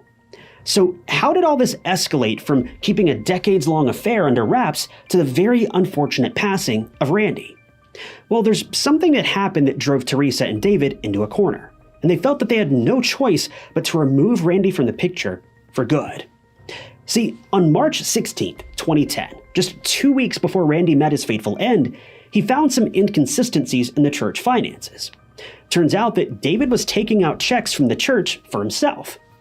David had a habit of stealing money from the church, and previously he had not accounted for $30,000 that had suspiciously gone missing at the Independence Ministry. He most likely pocketed the money that was supposed to be a fund for missionary salaries. I swear this man is just the gift that just keeps on giving. Anyway, Randy confronted David a day after the discovery and wrote an email saying that he was resigning from the Sunday school teaching program and the Minister of Records position, stating that he and his family wouldn't get involved in this scandal and would soon after leave the church. Now, this was a double blow for David. Firstly, he knew well that Randy had dirt on him, and that this could ruin his reputation in Independence because no one wanted a money-stealing, backstabbing, marriage-wrecking pastor to preach about God and being good. Secondly, Randy leaving the church meant that David could no longer get to see Teresa, which would obviously end their relationship. There was a motive for David as far as the eye can see, but there were other obstacles besides Randy. In order for David to start his new life with Teresa, he also had to deal with his wife, Kim. Shockingly, David had plotted to drive Kim and her car off a cliff, making it look like a freak accident. The original plan was to deal with Kim first, but since Randy was being difficult and adamant about leaving the church, David knew that Randy had to be silenced first. But what about Teresa? Did she really want to leave her loving husband of 20 years for a 10-year behind-closed-doors affair? Well, the answer was sadly yes. Aside from being apart from her lover, Teresa had her eyes on the bigger prize, the $800,000 insurance payout that she would get if Randy passed away. David and Teresa wanted to use this money to start their new life together, which again is just so unbelievably cold. I just can't. But regardless, a plan was concocted. David decided to attack Randy in his insurance office. Teresa helped David by giving him the house garage code and even the code to Randy's gun safe, where David chose the weapon, Randy's own .40 caliber handgun. These two weren't just satisfied with doing the dirty work, they also decided to use Randy's own weapon against him. In the afternoon of March 31st, 2010, it's assumed that David went into Randy's office while Teresa was out, hence her solid alibi, and David took Randy's life with a single round. After that, he closed the blinds, locked the door on his way out, and just left. David also got rid of the weapon at some point, but the police have never recovered it. David also texted Teresa advising her not to go to the office alone, which was a clear indicator that Teresa knew that Randy had passed away. But according to what happened, she did end up going and discovering her husband, who her lover had savagely attacked. But the story still isn't over yet. Teresa had now revealed the affair to Detective Rose Warren, but there's more. She confessed to destroying the burner phone on the day of Randy's passing. Detective Rose Warren wanted to get a confession from David so that he could get substantial evidence to arrest him, and he advised Teresa to call him from the interrogation room, which she willingly did. Still, David didn't say anything, even after getting coerced by Teresa. That same day, David was brought in for questioning, and he stated that he was not in town at the time of Randy's attack. Since the evidence was circumstantial, Detective Rose Warren couldn't arrest David, and unfortunately he was free to go. But what he did next was truly appalling. David went home and confessed to his wife and kids about the affair, and wrote a cryptic letter of resignation to the New Hope Baptist Church that stated that he'd sinned and that he was sorry for letting everyone down. But that's not the alarming part. It was the fact that after a couple of days, he left Kansas with his passport and birth certificate and moved to North Carolina to work as a truck driver, of all things. But the police were onto him as they hit another jackpot that invalidated David's alibi. See, David's cell phone records showed that he was in the area where Randy's office was at the time of the crime. He shouldn't have been there unless he had villainous intentions, which he obviously did. With all of the evidence and Teresa's statement, David Love was finally arrested on November 9th of 2010, about 8 months after the crime had taken place. He was brought back from North Carolina to Missouri to face first-degree charges for the fatal attack on Randy. A deposition was held for David's trial, and the star witness was Teresa. But in a manner of speaking, Teresa was about to put her foot in her own mouth and only made a bad situation even worse. At trial, Teresa revealed that on March 16, 2010, the same day when Randy found out about the stolen church funds, Teresa had texted David saying that she wanted Randy gone. It was speculated that Teresa didn't want to leave the church, and ultimately David, when Randy said that he wanted to resign and distance himself from the whole issue. Add to that the fact that she gave David the codes to their garage and Randy's safe, it's easy to see that Teresa had a part in her husband's tragic passing, which only adds fuel to the fire. In the end, Teresa was charged as well. As for David, his lawyers asked for a plea deal on the condition of reducing the charges to second degree, to which the prosecution surprisingly agreed. David pleaded guilty, and he was given life in prison with the possibility of parole after 25 years. He's currently serving his sentence in the Southeast Correctional Center in Charleston, Missouri, and will be eligible for parole in 2036. Even after being sentenced, David refused to come out with a confession on what happened on the day of Randy's passing, so we really don't know the full extent of Teresa's involvement in Randy's attack. As a result, Teresa was also offered a plea deal for a maximum sentence of 10 years. At the sentencing, Randy and Teresa's neighbors, notably Shelley Bell and other church members, were in favor of the maximum sentence. Meanwhile, Teresa and children Michael and Miranda begged the judge for leniency. At 20 and 18 years of age, Michael and Miranda had already lost their father, thanks to their mother's raging desires, and now they had to go through the pain of losing their entire family. They were fully aware of their mother's actions, but you can, to some extent, understand their plea for leniency. Ultimately, Teresa was sentenced to 8 years, which is next to nothing considering how she destroyed a family for a vile man and his attention. As for Kim, she divorced David shortly after the sentencing, remarried and moved on with her life, putting the whole thing behind her. As of 2022, Teresa was released from prison and is now living her life in Kansas, Missouri with another man. But still, the story isn't quite over. Remember the $800,000 Teresa thought she was going to get? Well, this is a plot twist that even Teresa didn't expect.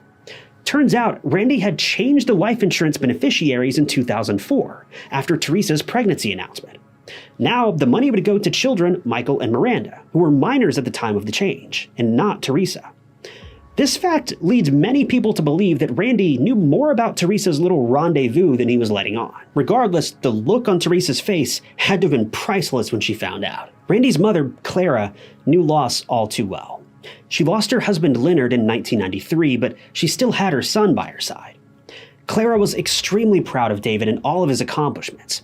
She was an advocate for forgiveness, firmly believing that her son didn't deserve to lose his life.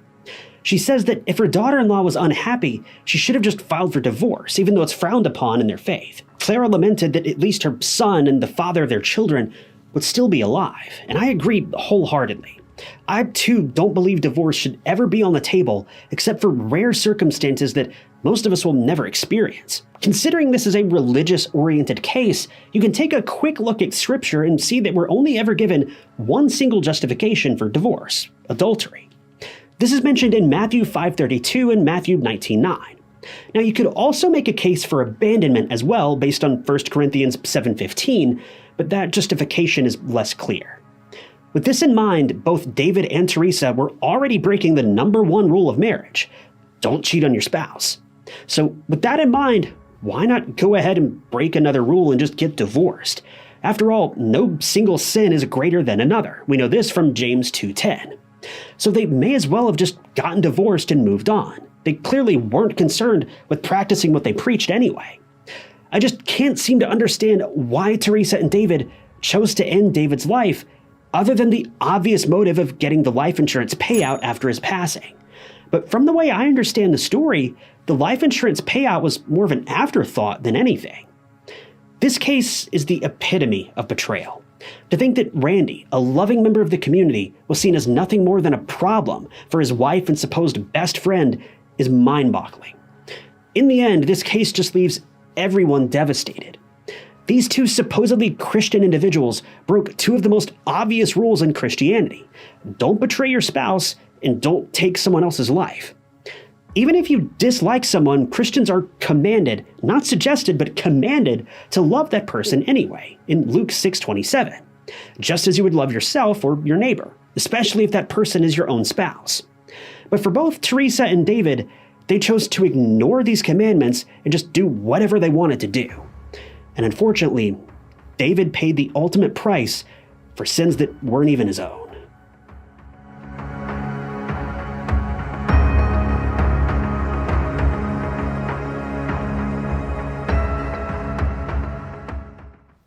Thank you guys for tuning in to another episode of True Crime Stories. I wanted to give a special thank you to a couple channel members, including Hillary Wallace and Charlotte McDonald.